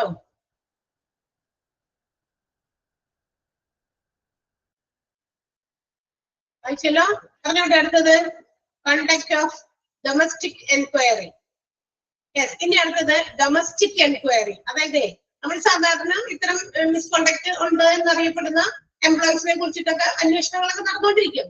And also അതിനൊപ്പം തന്നെ ചില എന്താ പറയാ ഡൊമസ്റ്റിക് ആയിട്ടുള്ള പേഴ്സണൽ ആയിട്ടുള്ള കോൺഫിഡൻഷ്യൽ ആയിട്ട് വലിയ കൊട്ടിഘോഷങ്ങളൊന്നും ഇല്ലാതെ ഒരു എന്താ പറയാ കോൺഫിഡൻഷ്യൽ ആയിട്ട് എന്ന് പറഞ്ഞാൽ എന്താ, ആരെ അറിയിക്കാതെ ഉള്ള ഒരു ഇൻവെസ്റ്റിഗേഷനും അതിന്റെ കൂടെ അത്തരം ഒരു എൻക്വയറിയും എന്ത് ചെയ്യാം, മാനേജ്മെന്റിന് ചെയ്യാം. എന്തിനു വേണ്ടിയിട്ടാണല്ലോ, അതായത് ആരും അറിയിക്കാതെ. ഇപ്പൊ എന്താ പറയുക, ഒരു ബിസിനസ് ഓർഗനൈസേഷൻ ആകുമ്പോൾ ഇവിടെ ഒരുപാട് എംപ്ലോയീസ് ഉണ്ടായിരിക്കും. അപ്പൊ അന്വേഷണത്തിന്റെ വിഭാഗമായിട്ട് ഇൻവെസ്റ്റിഗേറ്റിംഗ് ഓഫീസർ വന്ന് ഇയാളെ ചോദ്യം ചെയ്യുന്ന സമയത്തൊക്കെ മറ്റുള്ള എംപ്ലോയീസിന്റെ ചിലപ്പോൾ കാണാനും കേൾക്കാനൊക്കെ ശ്രദ്ധിക്കാനൊക്കെ സാധ്യതയുണ്ട്. പക്ഷെ അതൊന്നുമില്ലാതെ ഒരു ഡൊമസ്റ്റിക് ആയിട്ട് പേഴ്സണലി ആളോട് വേണമെങ്കിൽ വിളിച്ചിട്ട് വേണമെങ്കിൽ ഇതൊക്കെ ശരിയാണോ, എങ്ങനെ ഒരു മിസ്കണ്ടക്ട് നീ ചെയ്തോ എന്നുള്ള കാര്യങ്ങൾക്ക് വേണമെങ്കിൽ ഒരു കോൺഫിഡൻഷ്യൽ ആയിട്ട് ആരെയും അറിയിക്കാതെ, ഈവൻ ഇൻവെസ്റ്റിഗേറ്റിംഗ് ഓഫീസറെ പോലും വേണമെങ്കിൽ അറിയിക്കാതെ ഒരു അന്വേഷണം നടത്തിയേക്കാം. കാരണം ഇപ്പൊ ഞാൻ ഒരു മിസ്കണ്ടക്ട് ചെയ്തു എന്ന് പറഞ്ഞിട്ട് എന്താ പറയുക ഇൻവെസ്റ്റിഗേറ്റിംഗ് ഓഫീസർ വരുന്നു, അപ്പൊ എന്നെ ചോദ്യം ചെയ്യുമ്പോൾ എന്റെ ചുറ്റും നിൽക്കുന്ന ഒരുപാട് എംപ്ലോയീസ് ഒക്കെ ഉണ്ടാവുമല്ലോ, അപ്പൊ അവരൊക്കെ കാണുകയൊക്കെ ചെയ്യും. പക്ഷെ അന്നേരം ചിലപ്പോൾ നമുക്ക് എന്ത് ചെയ്യാം, നമുക്ക് ഓപ്പൺ ആയിട്ട് അതെന്തുകൊണ്ട് ഞാൻ ചെയ്തു, അതെന്നിൽ നിന്നുള്ള മിസ്റ്റേക്ക് ആണ്, ചിലർ അറിഞ്ഞുകൊണ്ട് ചെയ്യും, ചിലപ്പോൾ അറിയാതെ വന്നു പോയതായിരിക്കും. അപ്പൊ അതൊക്കെ നമ്മൾ വേണമെങ്കിൽ എക്സ്പ്ലെയിൻ ചെയ്യാൻ നമുക്ക് ഒരു മടി തോന്നും. കാരണം എല്ലാവരും ഇത്രയും ആൾക്കാരൊക്കെ ഇങ്ങനെ നമ്മൾ നോക്കി നിൽക്കാമല്ലോ. അപ്പൊ ഇതുപോലെയുള്ള ഒരു ഡൊമസ്റ്റിക് എൻക്വയറി നടത്തുകയാണെങ്കിൽ the employee can opening his heart or her heart. എന്ത് ചെയ്യാം, ഹൃദയം തുറന്ന കാര്യങ്ങളൊക്കെ തന്റെ തെറ്റെന്താണെന്ന് ചിലപ്പോൾ ആളോട് എന്ത് ചെയ്യാം, ഷെയർ ചെയ്യാൻ പറ്റും. അതൊരു എന്താ പറയാ മിസ്അണ്ടർസ്റ്റാൻഡിങ് ഒഴിവാക്കാൻ എംപ്ലോയി മാനേജ്മെന്റ് ഒക്കെ തമ്മിലുള്ള ഒരു എന്തെങ്കിലും മിസ്അണ്ടർസ്റ്റാൻഡിങ്സ് ഒക്കെ ഉണ്ടെങ്കിൽ അതൊക്കെ അവോയ്ഡ് ചെയ്യാനായിട്ട് ഇത്തരം ഒരു കോൺഫിഡൻഷ്യൽ ആയിട്ടുള്ള അല്ലെങ്കിൽ ഡൊമസ്റ്റിക് എൻക്വയറി ഹെൽപ്പ് ചെയ്യും. മനസ്സിലായോ? അപ്പൊ തന്റെ മിസ്റ്റേക്ക് എന്താണ്, ഞാൻ ചെയ്തത് തെറ്റാണ്, അപ്പൊ അഡ്മിറ്റ് ചെയ്യും സ്വന്തമായിട്ട്, അതിനുള്ള റീസണും അതൊക്കെ പ്രൊവൈഡ് ചെയ്തു, അതിന് എന്തുകൊണ്ട് ഇങ്ങനെ തെറ്റ് ചെയ്തു, അങ്ങനെയൊക്കെ ആണെങ്കിൽ ആൾക്ക് അതൊക്കെ ഷെയർ ചെയ്യാൻ, ഓപ്പൺ ആയിട്ട് ഷെയർ ചെയ്യാൻ പറ്റും. പേഴ്സണലി അല്ലേ ചോദിക്കുന്നത്, വ്യക്തിപരമായിട്ടല്ലേ ചോദിക്കുന്നത്. അവിടെ ആളുകളൊന്നും വേറെ ആരുമില്ല, അയ്യോ സർ എന്റെ കയ്യിൽ നിന്ന് മിസ്റ്റേക്ക് ആണ്, ഞാൻ അത് അഡ്മിറ്റ് ചെയ്യുന്നു എന്നുള്ളതൊക്കെ പറഞ്ഞ ആൾക്കാരുടെ റീസൺ ഒക്കെ വേണമെങ്കിൽ പറയാം. അപ്പൊ അങ്ങനെ അല്ലാതെ അവരെ ശ്രദ്ധിക്കാതെ അവർക്ക് എന്താ പറയാനുള്ളതെന്ന് ചിലപ്പോൾ പേഴ്സണലായിട്ട് ആൾക്ക് പറയാനായിട്ട് ആഗ്രഹം, അതൊന്നും കേൾക്കാതെ അതൊക്കെ ചെയ്തുകൊണ്ട് അവരെ എന്തെങ്കിലും ശിക്ഷയൊക്കെ കൊടുക്കുന്നത് ശരിയായ രീതിയിലുള്ള ജഡ്ജ്മെന്റ് അല്ല എന്ന് പറയുന്നത്. അതൊരു ശരിയായ ജഡ്ജ്മെന്റ് അല്ല. അപ്പൊ അതുകൊണ്ട് management should at least give a chance to the violator to explain his misconduct, തന്റെ വ്യൂ പോയിന്റ്, താൻ എന്തുകൊണ്ടാണ് മിസ്കണ്ടക്ട് ചെയ്തു എന്നുള്ള തന്റെ ആ ഒരു കാഴ്ചപ്പാടൊക്കെ പറയാനുള്ള ഒരു സാഹചര്യം മാനേജ്മെന്റ് തീർച്ചയായിട്ടും ഒരു ചാൻസെങ്കിലും ആൾക്ക് കൊടുത്തിരിക്കണം. ക്ലിയർ ആയോ? Conduct of misconduct domestic enquiry. അപ്പോ അതില് ആ സെന്റൻസ് ഒന്ന് അണ്ടർലൈൻ ചെയ്യണം.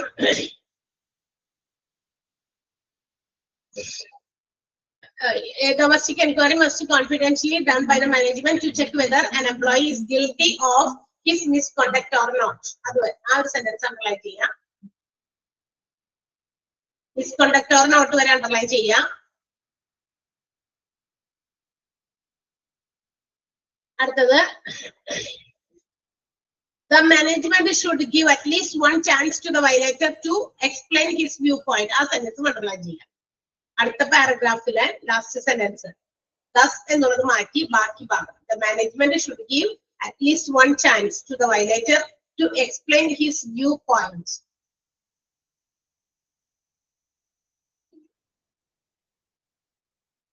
Conduct of domestic enquiry ഒന്ന് വായിച്ചു നോക്കിയേ. Conduct of domestic enquiry ഒന്ന് വായിച്ചു നോക്കാം. ആ ഒരു കുഞ്ഞു 2 പാരഗ്രാഫ് ഇതൊക്കെ വായിക്കും.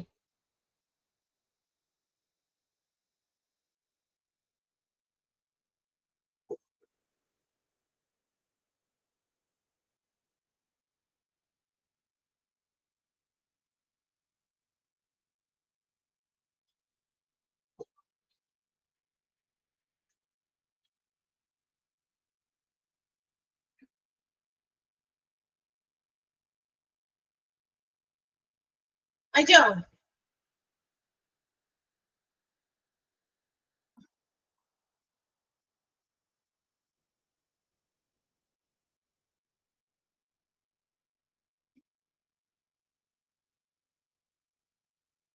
Yes.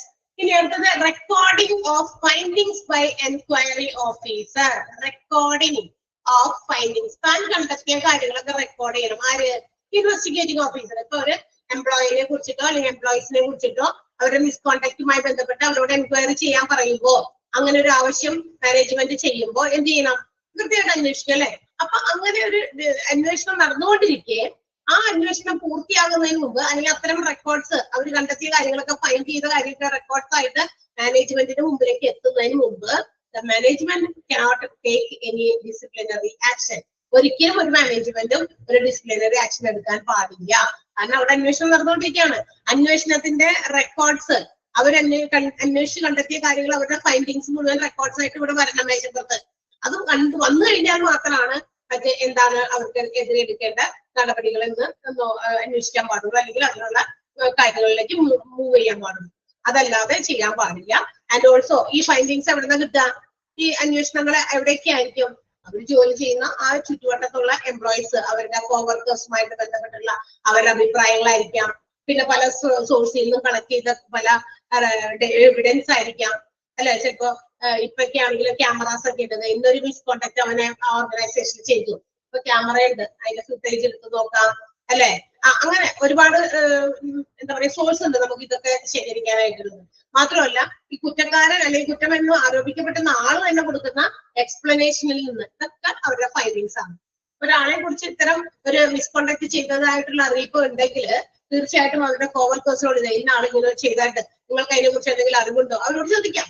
ക്യാമറാസ് മറ്റ് ഏതെങ്കിലും തരത്തിലുള്ള സോഴ്സസ് ഉണ്ടെങ്കിൽ അവിടെ നിന്ന് എടുക്കാം അല്ലെ? പിന്നെ എന്താ പറയാ ഇയാളോട് തന്നെ ചോദിക്കാം. അപ്പൊ ആള് തരുന്ന ഉത്തരങ്ങൾ, ആള് തരുന്ന ഇൻഫോർമേഷൻസ് അനുസരിച്ച് ചിലപ്പോ എന്താ പറയാ തെറ്റിൽ നിന്നും തെറ്റല്ല എന്ന് വരുത്തി തീർക്കാൻ വേണ്ടിയിട്ട് കുറെ നമ്മളൊക്കെ ചിലപ്പോൾ പറയും. പക്ഷെ എപ്പോഴെങ്കിലുമൊക്കെ മറിച്ചും തിരിച്ചൊക്കെ ചോദിച്ചു ചെയ്യുമ്പോൾ എവിടെ വരും കറക്റ്റ് ആയിട്ടുള്ള പോയിന്റിലേക്ക് എത്തും. അപ്പൊ അങ്ങനെയൊക്കെയുള്ള എന്തെങ്കിലും ഫൈൻഡിങ്സ് അതൊക്കെ ഉണ്ടെങ്കിൽ അത് ഇതൊക്കെ. പിന്നെ മാത്രമല്ല ഇതെല്ലാം പുറമെ കൺക്ലൂഡ് ചെയ്ത് സ്വന്തമായിട്ട് ആ ഇൻവെസ്റ്റിഗേറ്റിംഗ് ഓഫീസർക്ക് ഒരു അഭിപ്രായം ഉണ്ടായിരിക്കും. എനിക്ക് ഇത് കൃത്യമായിട്ട് ഇങ്ങനെയാണ് മനസ്സിലാക്കുന്നത്, ആള് കുറ്റക്കാരനാണ് അല്ലെങ്കിൽ അല്ല എന്നുള്ളത് അല്ലെ? അങ്ങനെയുള്ള കാര്യങ്ങളൊക്കെ അതാണ് നമ്മളുടെ ഈ പറയുന്ന എക്സ്പ്ലനേഷൻ അല്ലെങ്കിൽ ഇതിന്റെയൊക്കെ എന്താ പറയാ പ്രൂഫ്, സോഴ്സസ്. ഇതൊക്കെ ഈ ആള് കുറ്റക്കാരനാണോ എന്ന് തെളിയിക്കുന്ന ചില എന്താ പറയാ പ്രൂഫുകളാണ്, എവിഡൻസുകളാണ് ഇതൊക്കെ. അപ്പൊ ഇതൊക്കെയാണ് രീതി. സ്വന്തമായിട്ട് ആ ആളോട് തന്നെ ചോദിക്കാം, അതല്ലെങ്കിൽ കോവർക്കേഴ്സിനോട് ചോദിക്കാം, മറ്റ് ഏതെങ്കിലും തരത്തിലുള്ള സോഴ്സസ് എവിഡൻസ് കളക്ട് ചെയ്തതിന് മറ്റ് സോഴ്സ് ആയിരിക്കാം, ഇങ്ങനെയൊക്കെ. ഓക്കെ. ഇനി എന്തായാലും enquiring officer should clearly mention the proved and unproved charges. ഈ പറയുന്നിരിക്കുന്ന ചിലപ്പോ ഇയാൾക്കെതിരെ തെളിയിക്കപ്പെട്ടിട്ടുള്ളതും തെളിയിക്കപ്പെടാത്തതുമായിട്ടുള്ള കാര്യങ്ങൾ ഉണ്ടായിരുന്നു. ഒരു കുറ്റം ഒരാൾ ചെയ്തെന്ന് പറഞ്ഞിട്ട് ഉള്ള എല്ലാ കണ്ട കുറ്റം മുഴുവൻ ആളുടെ മേലിൽ ചേരാൻ പറ്റുമോ? നിങ്ങളൊന്ന് ആലോചിച്ച് നോക്കിയേ. ഒരാൾക്ക് എന്തെങ്കിലും പർട്ടിക്കുലർ കാര്യത്തിൽ കുറ്റം ആരോപിക്കപ്പെട്ടു, പിന്നെ ആ സ്ഥലത്ത് എന്ത് കാര്യങ്ങൾ വന്നാലും ഈ പറയുന്ന ആളിലേക്ക് തന്നെ കുറ്റങ്ങൾ, അങ്ങനെ ചില പ്രവണതകൾ ഉണ്ട് അല്ലെ? ഒരിക്കൽ കള്ളനായ പിന്നീട് പലപ്പോഴും നമ്മൾ കള്ളന്മാരാകേണ്ടി വരുന്നത് അല്ലെ? അതൊക്കെ പണ്ടാണ്. പക്ഷെ ഇപ്പൊ അങ്ങനെയൊന്നും അല്ല. ചിലപ്പോൾ അബദ്ധവശാൽ വരുന്നതായിരിക്കാം എന്ന് പറഞ്ഞിട്ട് ഉള്ള കൊണ്ട മുഴുവനും എന്താ പറയാ തെറ്റുകളും കുറ്റങ്ങളും ആളുടെ മുകളിൽ നമുക്ക് എന്താ പറയാ ബേർഡനായിട്ട് ചുമത്താൻ പാടില്ല. പ്രൂവ് ചെയ്തതും പ്രൂവ് ചെയ്യാത്തതും സെപ്പറേറ്റ് ആയിട്ട് കൃത്യമായിട്ട് ക്ലിയർലി ഈ ഓഫീസർ മെൻഷൻ ചെയ്യണം. ഇന്നതൊക്കെ ശരിയാണ് ആള് ചെയ്തത്, പക്ഷെ ഇതൊന്നും ആള് ചെയ്തേക്കണ കാര്യമല്ല. കണ്ടോ, അങ്ങനെയാണ് തെളിയിക്കേണ്ടത്. മനസ്സിലായോ? ഏഴാമത്തെ point, recordings of findings by investigating officer or enquiry officer. അപ്പോ അതില് ഫസ്റ്റ് സെന്റൻസ് അണ്ടർലൈൻ ചെയ്യണം. Before taking any disciplinary action, enquiry officer submits his findings to the management, and then only management takes the step against any indiscipline. A sentence underline ചെയ്യാം.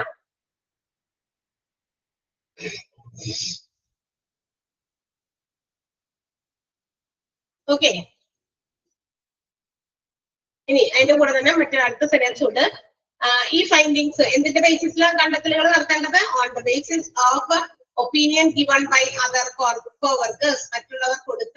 മറ്റു coworkers കൊടുത്ത ഇൻഫോർമേഷൻസിൽ നിന്ന്, evidence collected from different sources, charges made, explanation given by the culprit എന്ന് പറഞ്ഞ കുറ്റവാളി.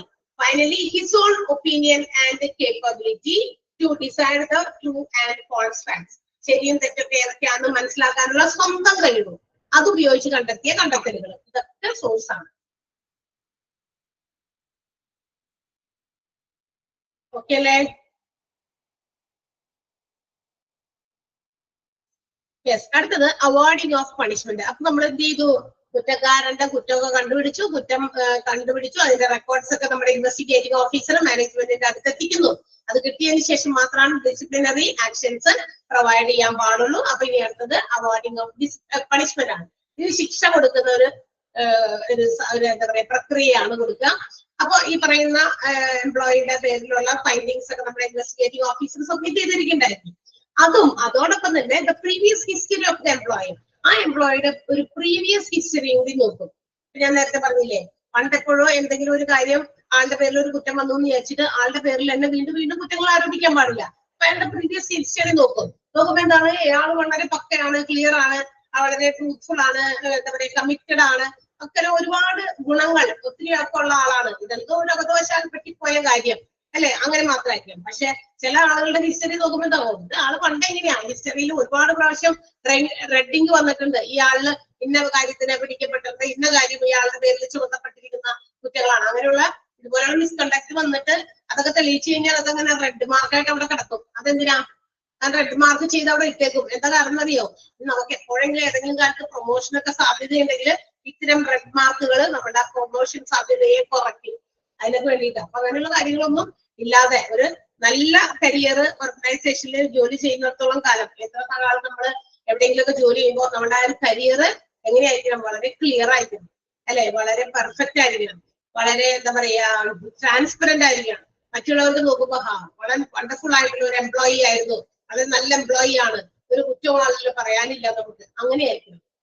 അതൊക്കെ നമുക്ക് പോസിറ്റീവ് റിമാർക്സ് ആയിരിക്കും കൊണ്ടുവരാം. അപ്പൊ നമ്മുടെ കരിയർ ഡെവലപ്പ് ആകാനൊക്കെ ഒരുപാട് ഹെൽപ്പ് ചെയ്യും. പ്രൊമോഷൻസിന് സാധ്യതകളുണ്ട്, മനസ്സിലായോ? അങ്ങനെയുള്ള എംപ്ലോയീസിന്. അതല്ല പ്രീവിയസ് ഹിസ്റ്ററി ഒക്കെ നോക്കുമ്പോൾ ഭയങ്കരമായിട്ടുള്ള മോശം മാർക്കുകൾ അവിടെ തന്നെ ഓൾറെഡി ഉണ്ട്, അതൊക്കെ നോക്കണം. അപ്പൊ ഈ പറയുന്ന പണിഷ്മെന്റ് കൊടുക്കുന്നതിന് മുമ്പ് അവരുടെ ഫൈൻഡിങ്സ് ഒക്കെ നോക്കി പ്രീവിയസ് ഹിസ്റ്ററി കൂടി എംപ്ലോയിയുടെ നോക്കുക.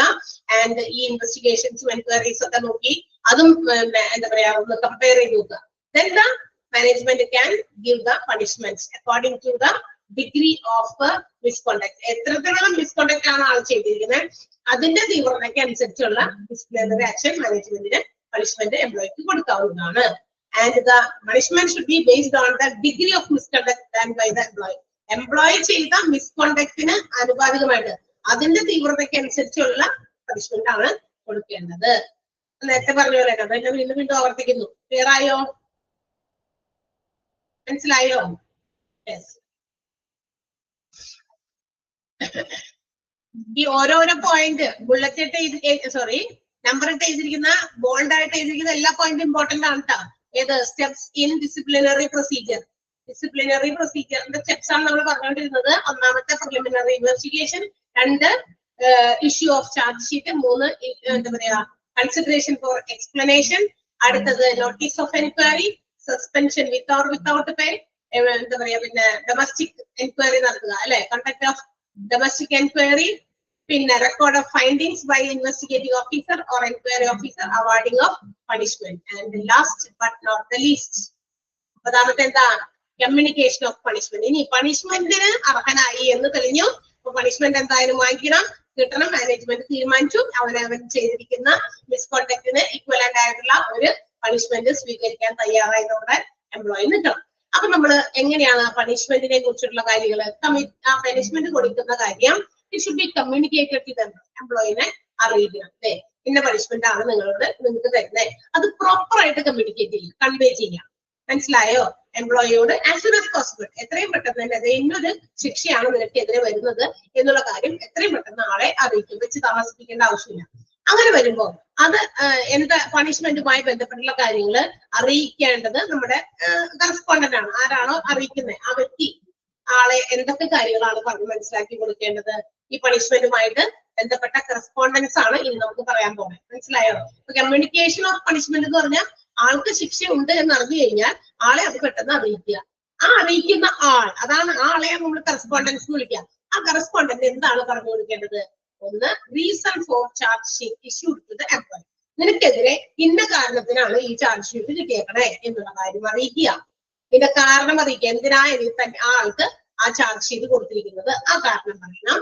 പിന്നെ reasons and methods of enquiry. ഇവർ നടത്തുന്ന എൻക്വയറി, എന്തെങ്കിലുമൊക്കെ അന്വേഷണം നടത്തുമല്ലോ, ആ അന്വേഷണം നടത്തുന്നതിന്റെ കാരണവും അതിന്റെ രീതികളും, ഏത് രീതിയിലാണ് അന്വേഷണം നടത്തുന്നത് എന്നുള്ള കാര്യമൊക്കെ അതും ഈ പറയുന്ന എംപ്ലോയിയെ അറിയിക്കണം.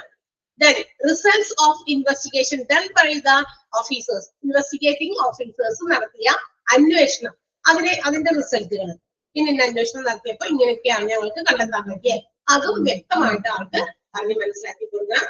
Then the decision taken by the management, അതായത് നമ്മുടെ മാനേജ്മെന്റ് എടുക്കുന്ന തീരുമാനങ്ങൾ എന്ന് വെച്ചാൽ പണിഷ്മെന്റുമായി ബന്ധപ്പെട്ട് അല്ലെങ്കിൽ എന്തൊക്കെ ആക്ഷൻസ് ആണോ എടുക്കുന്നത്, അത്തരം കാര്യങ്ങൾ, ഇന്ന ആക്ഷൻ ആണ് നിനക്കെതിരെ എടുക്കുന്നത്, അതും കൃത്യമായിട്ട് അവരോട് കമ്മ്യൂണിക്കേറ്റ് ചെയ്തിരിക്കണം. പിന്നെ കൈൻഡ് ഓഫ് പണിഷ്മെന്റ്, എന്ത് രീതിയിലുള്ള ശിക്ഷയാണ് കൊടുക്കാൻ ഉദ്ദേശിക്കുന്നത് അതും ആളോട് പറഞ്ഞിരിക്കണം. ഇനി from the date on which the punishment will be applicable, ഏത് ദിവസമാണ് നിങ്ങൾക്ക് ആ പണിഷ്മെന്റ് ആരംഭിക്കുന്നത്. പണിഷ്മെന്റ് എന്ന് പറയുമ്പോൾ ചിലപ്പോ ലീവ് എന്താ പറയാ കട്ട് ചെയ്യുന്ന ലീവ്, എന്താ പറയാ നമ്മളിപ്പോ ഒരു ദിവസമൊക്കെ ലീവ് എടുക്കുമ്പോൾ വൺസ് ഇൻ എ മന്ത് ഒക്കെ ഒരു ലീവ് നമുക്ക് ഉള്ളതാണ്. പക്ഷെ അങ്ങനത്തെ അതില്ല. അത് ചിലപ്പോ ഏത് മാസം മുതലാണ് അങ്ങനെ, അല്ലെങ്കിൽ ഒരു മാസത്തേക്ക് സസ്പെൻഷൻ, അത് ഏത് ദിവസം തുടങ്ങിയാണ്, അങ്ങനെയുള്ള കാര്യം, ഏത് ഡേറ്റിലാണ് തുടങ്ങുന്നത്, ആ പണിഷ്മെന്റ് അപ്ലൈ ചെയ്യുന്നത് ഏത് ദിവസം മുതലാണ് എന്നുള്ള കാര്യം, അങ്ങനെ ഡേറ്റ് എടുത്ത് പറയേണ്ടതാണെങ്കിൽ അതും കൃത്യമായിട്ട് ഇൻഫോം ചെയ്യണം. അപ്പൊ ഇത്തരം കാര്യങ്ങളെല്ലാം തന്നെ ഒരു പണിഷ്മെന്റ് കൊടുക്കേണ്ടി വരുന്ന എംപ്ലോയീസോട് എന്ത് ചെയ്യണം, കമ്മ്യൂണിക്കേറ്റ് ചെയ്യുന്ന കാര്യങ്ങളാണ് പറഞ്ഞിരിക്കുന്നത്. ക്ലിയർ ആയോ? കമ്മ്യൂണിക്കേഷൻ ഓഫ് പണിഷ്മെന്റ് മനസ്സിലായോ? ഒന്ന് വായിച്ചു നോക്കാമോ? 9ാമത്തെ പോയിന്റ് ഫുള്ള്. 9ാമത്തെ പോയിന്റില് കറസ്പോണ്ടൻസ് എന്തൊക്കെയാണ് എക്സ്പ്ലെയിൻ ചെയ്യേണ്ടത് എന്നുള്ള ആ 6 പോയിന്റ് ഇമ്പോർട്ടന്റ് ആണ് കേട്ടോ. അണ്ടർലൈൻ ചെയ്ത് വെച്ചിട്ടുണ്ട് 6 പോയിന്റ്.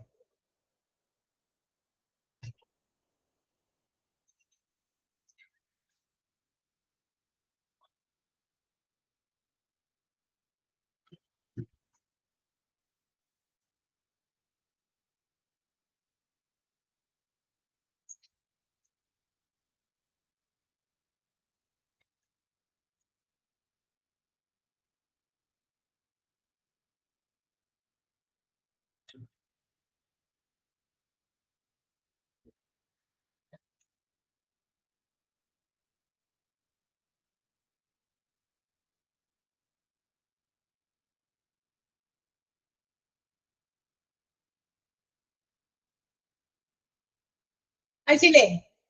ക്ലിയർ അല്ലേ? സംശയമൊന്നുമില്ലല്ലോ?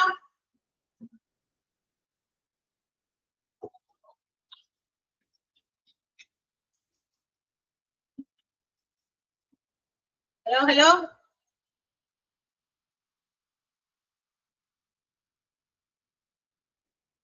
Okay, next one. അപ്പൊ അടുത്ത ഹെഡിങ് ആണ് ഇനി guidelines for disciplinary procedure. ഇനി നമ്മളുടെ ഡിസിപ്ലിനറി പ്രൊസീജിയറുമായിട്ട് ബന്ധപ്പെട്ടുള്ള ചില ഗൈഡ് ലൈനുകളാണ് കേട്ടോ. ഗൈഡ് ലൈൻ കുറച്ച് നിയമങ്ങൾ, ഡിസിപ്ലിനറി പ്രൊസീജിയർ സ്വീകരിക്കുമ്പോൾ എടുക്കേണ്ട ചില ഗൈഡ് ലൈൻസ് എന്തൊക്കെയാന്ന് നോക്കാം. അപ്പൊ ഈ പറയുന്ന ഗൈഡ് ലൈൻസ് ഒക്കെ നമ്മൾ മനസ്സിൽ ഉണ്ടായിരിക്കണം. ഡിസിപ്ലിനറി പ്രൊസീജിയർ നമ്മൾ അഡോപ്റ്റ് ചെയ്യുന്നതിന് മുമ്പ് അല്ലെങ്കിൽ ആ ഒരു നടപടികൾ സ്വീകരിക്കുന്നതിന് മുമ്പ് ഇത്തരം കാര്യങ്ങളൊക്കെ മനസ്സിലുണ്ടായിരിക്കണം. ഒന്നാമത്തേത്, prompt action should be taken. If any employee violates any particular rule or misconduct against the organization, timely action should be taken against that particular employee. ഏതെങ്കിലും എംപ്ലോയി അല്ലെങ്കിൽ എംപ്ലോയീസ് നമ്മുടെ ഓർഗനൈസേഷനിൽ ഏതെങ്കിലും തരത്തിലുള്ള റൂൾസ് തെറ്റിക്കുക അല്ലെങ്കിൽ എന്തെങ്കിലും മിസ്കണ്ടക്ട് ചെയ്യുകയാണെങ്കിൽ ടൈംലി ആക്ഷൻ ആണ്. പെട്ടെന്ന് തന്നെ നടപടികൾ ചെയ്യുക. കുറെ ദിവസം കഴിയട്ടെ, അവിടെ വെക്കട്ടെ, പിന്നെ ആവട്ടെ എന്നൊക്കെ പറഞ്ഞാൽ അങ്ങനെ ഇടാൻ പാടില്ല. പെട്ടെന്ന് അതിനുള്ള നടപടികൾ സ്വീകരിച്ചോണ്ട് എന്ന് വെച്ചാൽ ആദ്യം തന്നെ എന്താ പറയാ അന്വേഷണങ്ങൾ, അതിനുശേഷം ചാർജ് ഷീറ്റ്, അങ്ങനെ ഇങ്ങനെയുള്ള കാര്യങ്ങളൊക്കെ ഓരോ പടിപടിയായിട്ട് വേഗം ആരംഭിക്കണം. കുറെ ദിവസം കഴിഞ്ഞിട്ട് ആഴ്ചകളോ മാസങ്ങളോ കഴിഞ്ഞിട്ടല്ല അതിനുള്ള ഇൻവെസ്റ്റിഗേഷൻസ് നടത്തുക.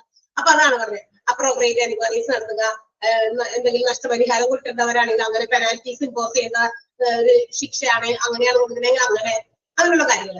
ഇതെല്ലാം എന്തിനു വേണ്ടിയിട്ടാണെന്ന് അറിയാമോ? പെട്ടെന്ന് ടൈംലി ആക്ഷൻസ് എടുക്കുന്നതിന്റെ ഏറ്റവും ഇമ്പോർട്ടന്റ് ആയിട്ടുള്ള ഒരു എയിം എന്ന് പറയുന്നത് in order to make other employees എന്താ പറയാ അലേർട്ട് അല്ലെ, ഓർ അവയർ. അതായത് ഇതുപോലെയുള്ള തെറ്റുകൾ അല്ലെങ്കിൽ മിസ്കോണ്ടക്ട് ചെയ്താൽ ഇതിന്റെ ദൂഷ്യഫലം, ഇതിന്റെ അനന്തരഫലം ഇന്നതായിരിക്കും എന്ന് മറ്റുള്ള എംപ്ലോയീസിനെ കൂടിയിട്ട് മനസ്സിലാക്കാൻ വേണ്ടിയിട്ടാണ് എന്ത് ചെയ്യുന്നത്, ആ നടപടികൾ വേഗം സ്വീകരിക്കുന്നത് പറയുന്നത്. അല്ലാണ്ട് ഒരു മാസം കഴിഞ്ഞു അല്ലെങ്കിൽ അടുത്ത കൊല്ലാവട്ടെ എന്നൊക്കെ പറഞ്ഞ് ഇട്ടുകൊണ്ടിരുന്ന എന്ത് ചെയ്യും, ബാക്കി എംപ്ലോയീസിനും അത്തരം മിസ്കോണ്ടക്ട് ചെയ്യാനുള്ള പ്രേരണയല്ല അത്. അല്ലെ, ഇപ്പൊ ഒരാൾ എന്തെങ്കിലും ഒരു ലോ തെറ്റിച്ചു, അവർക്കെതിരെ ഒരു നടപടികൾ സ്വീകരിക്കുന്നില്ല, യാതൊരു തരത്തിലുള്ള നീക്കുപോക്കൊന്നും അതിനകത്ത് ഉണ്ടായില്ല, മറ്റുള്ളവർക്കും സെയിം കാര്യമോ നമ്മൾ ചെയ്തപ്പോൾ കുഴപ്പമൊന്നും ഉണ്ടായില്ലല്ലോ, സോ നമുക്ക് ചെയ്താലോ കുഴപ്പമൊന്നുമില്ല എന്നുള്ള ഒരു മൈൻഡ് ആയി പോകും. അതേസമയം പെട്ടെന്ന് അതിനുള്ള ആക്ഷൻസ് എടുക്കുകയാണെങ്കിൽ എന്ത് ചെയ്യും, മറ്റുള്ളവർക്ക് ഒരു അലേർട്ട്നെസ് ആണ്, അവയർനെസ് ആണ്. ഇങ്ങനെയുള്ള ഇതൊക്കെ വന്നു കഴിഞ്ഞിട്ടുണ്ടെങ്കിൽ നമുക്ക് എതിരെ ഇതുപോലുള്ള പണിഷ്മെന്റുകൾ വരും എന്നുള്ള ഒരു ബോധ്യം, അങ്ങനെ ഒരു എന്താ പറയാ ഒരു ഓർമ്മപ്പെടുത്തല് എല്ലാ എംപ്ലോയീസിനും ഉണ്ടാകും. അതാണ് prompt action should be taken. Clear ആയോ? നമുക്ക് സെന്റൻസ് അല്ല സോറി പോയിന്റ് മനസ്സിലായോ? മനസ്സിലായില്ല? വായിച്ചു നോക്കിയിട്ട് മനസ്സിലായില്ലേ എന്ന് പറ.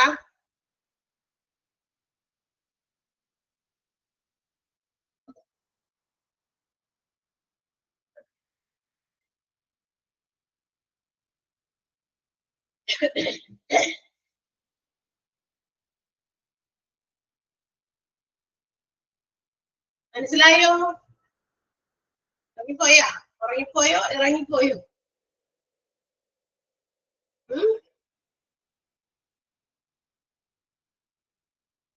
മനസ്സിലായി. ഓക്കെ, അല്ലേ, തമ്പ് കാണുന്നില്ല, ഇവിടെ ഇരിക്കുന്ന ആൾക്കാർ ഉറങ്ങിപ്പോയെന്ന് എനിക്ക് തോന്നുന്നു. യെസ്, അപ്പൊ ഒന്നാമത്തെ പോയിന്റ് ആണ് നമ്മൾ പറഞ്ഞത്, ഗൈഡ് ലൈൻസിൽ prompt action should be taken. പെട്ടെന്ന് നടപടികൾ തുടങ്ങിക്കോളണം, ഓരോരോ സ്റ്റെപ്പ് ബൈ സ്റ്റെപ്പ്. ആദ്യം തന്നെ ഇങ്ങനെയുള്ളവർ എന്തെങ്കിലും ഉണ്ടെന്ന് അറിഞ്ഞാൽ അപ്പൊ തന്നെ ഇൻവെസ്റ്റിഗേഷൻ ഓഫീസറിനെ നിയമിക്കുക, അന്വേഷണത്തിന് വേണ്ടിയിട്ട് വിടുക. അതാണ് ആദ്യത്തെ നടപടി. അത് തന്നെ ആദ്യം നമ്മൾ ചെയ്തോളണം, അത് വെച്ച് താമസിപ്പിക്കാൻ പാടില്ല. അടുത്തത് proper documentation of the misconduct. ഇത് മിസ്കോണ്ടക്ട് കണ്ണിൽ അല്ലെങ്കിൽ ശ്രദ്ധയിൽ പെട്ടാൽ അത് എന്ത് ചെയ്യണം, പെട്ടെന്ന് തന്നെ അത് ഡോക്യുമെന്റ് ചെയ്യാം, റിട്ടേൺ എവിഡൻസ് ആയിട്ട്. അതായത് ഇന്ന ഒരു തെറ്റ് ചെയ്തു എന്നുള്ളത് ഒരു റിട്ടേൺ എവിഡൻസ് ആയിട്ട് should be provided by the എംപ്ലോയിക്ക്. അത് കൊടുക്കണം ഒരു എവിഡൻസ് ആയിട്ട്. അതിന്റെ ഒരു എന്താ പറയാ ഏത് തരത്തിലുള്ള എന്താ പറയാ ഇൻവെസ്റ്റിഗേഷൻസ് നടത്തിയിട്ടാണെങ്കിലും നമുക്ക് ആളില് എന്തെങ്കിലുമൊക്കെ തെറ്റുകൾ അല്ലെങ്കിൽ എംപ്ലോയീസ് എന്തെങ്കിലും മിസ്കോണ്ടക്ട് ചെയ്തു എന്ന് പറഞ്ഞു കഴിഞ്ഞാൽ പെട്ടെന്ന് അതിന് അർഹതപ്പെട്ട അല്ലെങ്കിൽ അതിന് അവകാശപ്പെട്ട ചില അധികാരികൾ ഉണ്ടായിരിക്കും, അവർ പ്രോപ്പറായിട്ട് അത് ഡോക്യുമെന്റ് ചെയ്യുക, അതൊരു എവിഡൻസ് ആയിട്ട് സൂക്ഷിക്കുക. അല്ലെങ്കിൽ പിന്നീട് പറയും ഇല്ല ഞാൻ ആ ഒരു ഇത് ചെയ്തിട്ടില്ല എന്നുള്ള ഒരു രീതിയിലേക്ക് പോകും.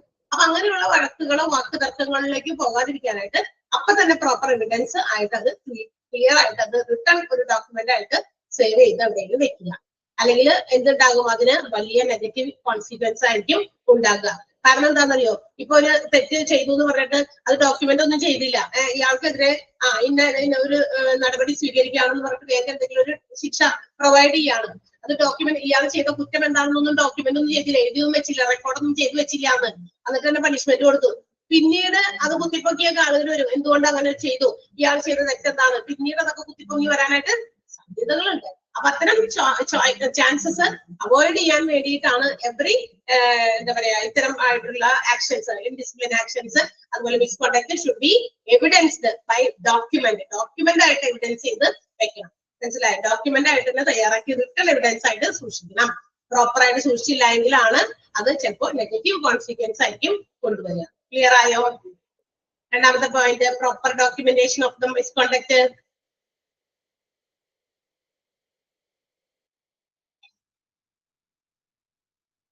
ഓക്കെ, അപ്പൊ ഈ ഒരു സെന്റൻസ് അണ്ടർലൈൻ ചെയ്യാനുള്ളതാണ്. In case of any negative consequences arise after taking the disciplinary action, the management must have some written evidence against the misconduct done by the employee. ആ സെന്റൻസ് ഒന്ന് അണ്ടർലൈൻ ചെയ്യാം.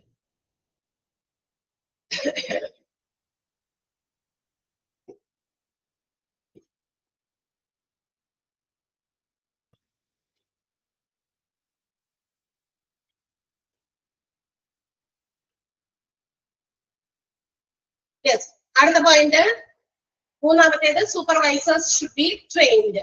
ഈ എംപ്ലോയീസിന്റെ ജോലികളൊക്കെ supervise ചെയ്യാൻ ഓർഗനൈസേഷൻസിൽ supervisors ഉണ്ടായിരിക്കും. അപ്പൊ ഇല്ലേ, ഈ സൂപ്പർവൈസർമാർ എങ്ങനെയായിരിക്കണം എന്നറിയോ? ഓരോ ആളുകളും അവരുടെ ജോലികൾ ചെയ്യുന്നത് അവിടുത്തെ terms and conditions, rules and regulations follow ചെയ്ത് തന്നെയാണെന്ന് ഉറപ്പുവരുത്തണം. അതാരും ഉറപ്പുവരുത്തണ്ടേ? ഇപ്പൊ നമ്മളിവിടെ കുറെ എംപ്ലോയീസ് ഉണ്ട്, നമ്മൾ ജോലി ചെയ്യുന്നു. നമ്മുടെ ജോലികളൊക്കെ മാനേജ് ചെയ്യാൻ അല്ലെങ്കിൽ നമ്മൾ ചെയ്യുന്ന കാര്യങ്ങളൊക്കെ കൃത്യമായിട്ട് എല്ലാ ദിവസവും വന്ന് നമ്മളുടെ ഉള്ളിൽ നോക്കി നിൽക്കേണ്ട ആവശ്യമില്ല. പക്ഷെ ഇടയ്ക്കിടയ്ക്കാണെങ്കിൽ അവർ സൂപ്പർവൈസ് ചെയ്യണം, അവരവരുടെ ജോലി കൃത്യമായിട്ട് ചെയ്യുന്നുണ്ടോ, അല്ലെ കൃത്യമായിട്ട് ഇവിടുത്തെ റൂൾസ് ആൻഡ് റെഗുലേഷൻസ് പാലിച്ച് തന്നെയാണോ ചെയ്യുന്നത്, അതിനെ കുറിച്ചൊരു നോക്കലും ഒരു അന്വേഷിക്കലും ഒരു കണ്ണൊക്കെ അവരുടെ അടുത്തൊക്കെ ഇടയ്ക്കിടയ്ക്ക് വേണം, അല്ലെ? അപ്പൊ അവര് അങ്ങനെയുള്ളത് വേണമെങ്കിൽ there should be well qualified and well trained supervisors. എന്ത് വേണം? നല്ല ക്വാളിഫൈഡ് ആയിട്ടുള്ള, നല്ല ട്രെയിനിങ് ലഭിച്ച, ഉത്തരവാദിത്തത്തോടെ ജോലികളൊക്കെ ചെയ്യുന്ന ഒരു സൂപ്പർവൈസേഴ്സ് വേണം. എന്നാൽ മാത്രമാണ് ഓർഗനൈസേഷനിൽ ഡിസിപ്ലിൻ മെയിൻറ്റെയിൻ ചെയ്യാൻ പറ്റുള്ളൂ. ഓർഗനൈസേഷന്റെ എംപ്ലോയീസിന്റെ ഡിസിപ്ലിൻ മോസ്റ്റ് ഇമ്പോർട്ടന്റ് തിങ് തന്നെയാണ്. എംപ്ലോയീസ് ഡിസിപ്ലിൻ ആണെങ്കിൽ എന്ത് പറ്റും? ഓർഗനൈസേഷന് അതിൻ്റെതായ അച്ചീവ്മെന്റുകളൊക്കെ ഉണ്ടാകും, നേട്ടങ്ങൾ ഉണ്ടാക്കാൻ പറ്റും, അല്ലെ? അപ്പൊ അതിന് ഹെൽപ്പ് ചെയ്യുന്നതാണ് സൂപ്പർവൈസിങ്. സൂപ്പർവൈസർമാര് കൊള്ളായാലോ? സൂപ്പർവൈസർമാര് ഒരു വഴിക്ക്, അവർ വേറെ വഴിക്കാണെങ്കിൽ തീർച്ചയായിട്ടും അവിടെ ഒരു കാര്യവും ഒരു ഡെവലപ്മെന്റ് നടക്കില്ല. കാരണം ഉഴപ്പും, എംപ്ലോയീസ് ഉഴപ്പും, സൂപ്പർവൈസർമാരും കൂട്ട് നിന്ന് അവരും ഉഴപ്പും. അത് പാടില്ല. വെൽ ട്രെയിൻഡ്, വെൽ ക്വാളിഫൈഡ് ആയിട്ടുള്ള ഓഫീസേഴ്സ് എന്ത് ചെയ്യണം? നമ്മള് അവർക്ക് റെസ്പോൺസിബിലിറ്റി എന്തിനു വേണ്ടിയിട്ട്? To maintain discipline in the organization. ഓർഗനൈസേഷനിൽ ഡിസിപ്ലിൻ മെയിൻറ്റെയിൻ ചെയ്യാം. അപ്പൊ സൂപ്പർവൈസേഴ്സ് എന്താ ചെയ്യണം? They should be clear and how to use the discipline policy.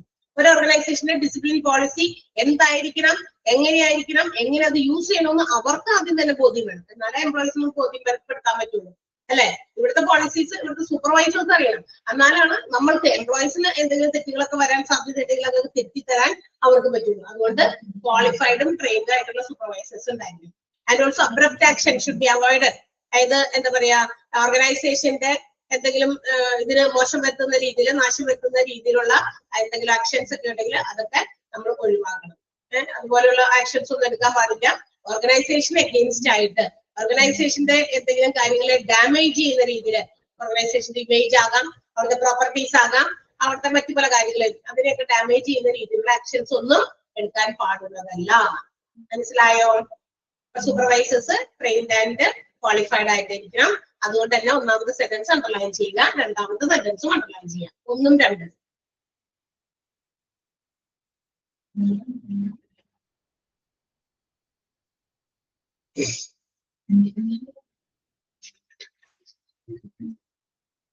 അറിയാൻ വായിച്ചു നോക്കിയേ.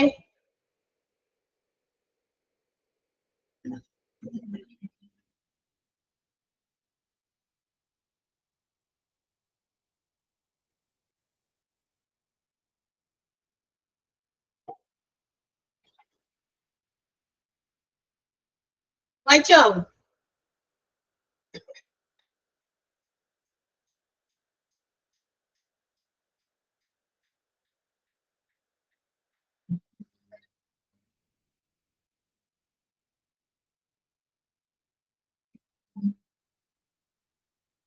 Yes, okay. ഇവിടെ വെച്ച് നിർത്താം. ബാക്കി നമുക്ക് അടുത്ത ക്ലാസ്സിൽ എടുക്കാം. ഒന്ന് വായിച്ചൊക്കെ നോക്കാട്ടെ, നന്നായിട്ട് വായിച്ച് മനസ്സിലാക്കിയിട്ട് വരിക. Okay, see you. അടുത്ത ദിവസം കാണാം.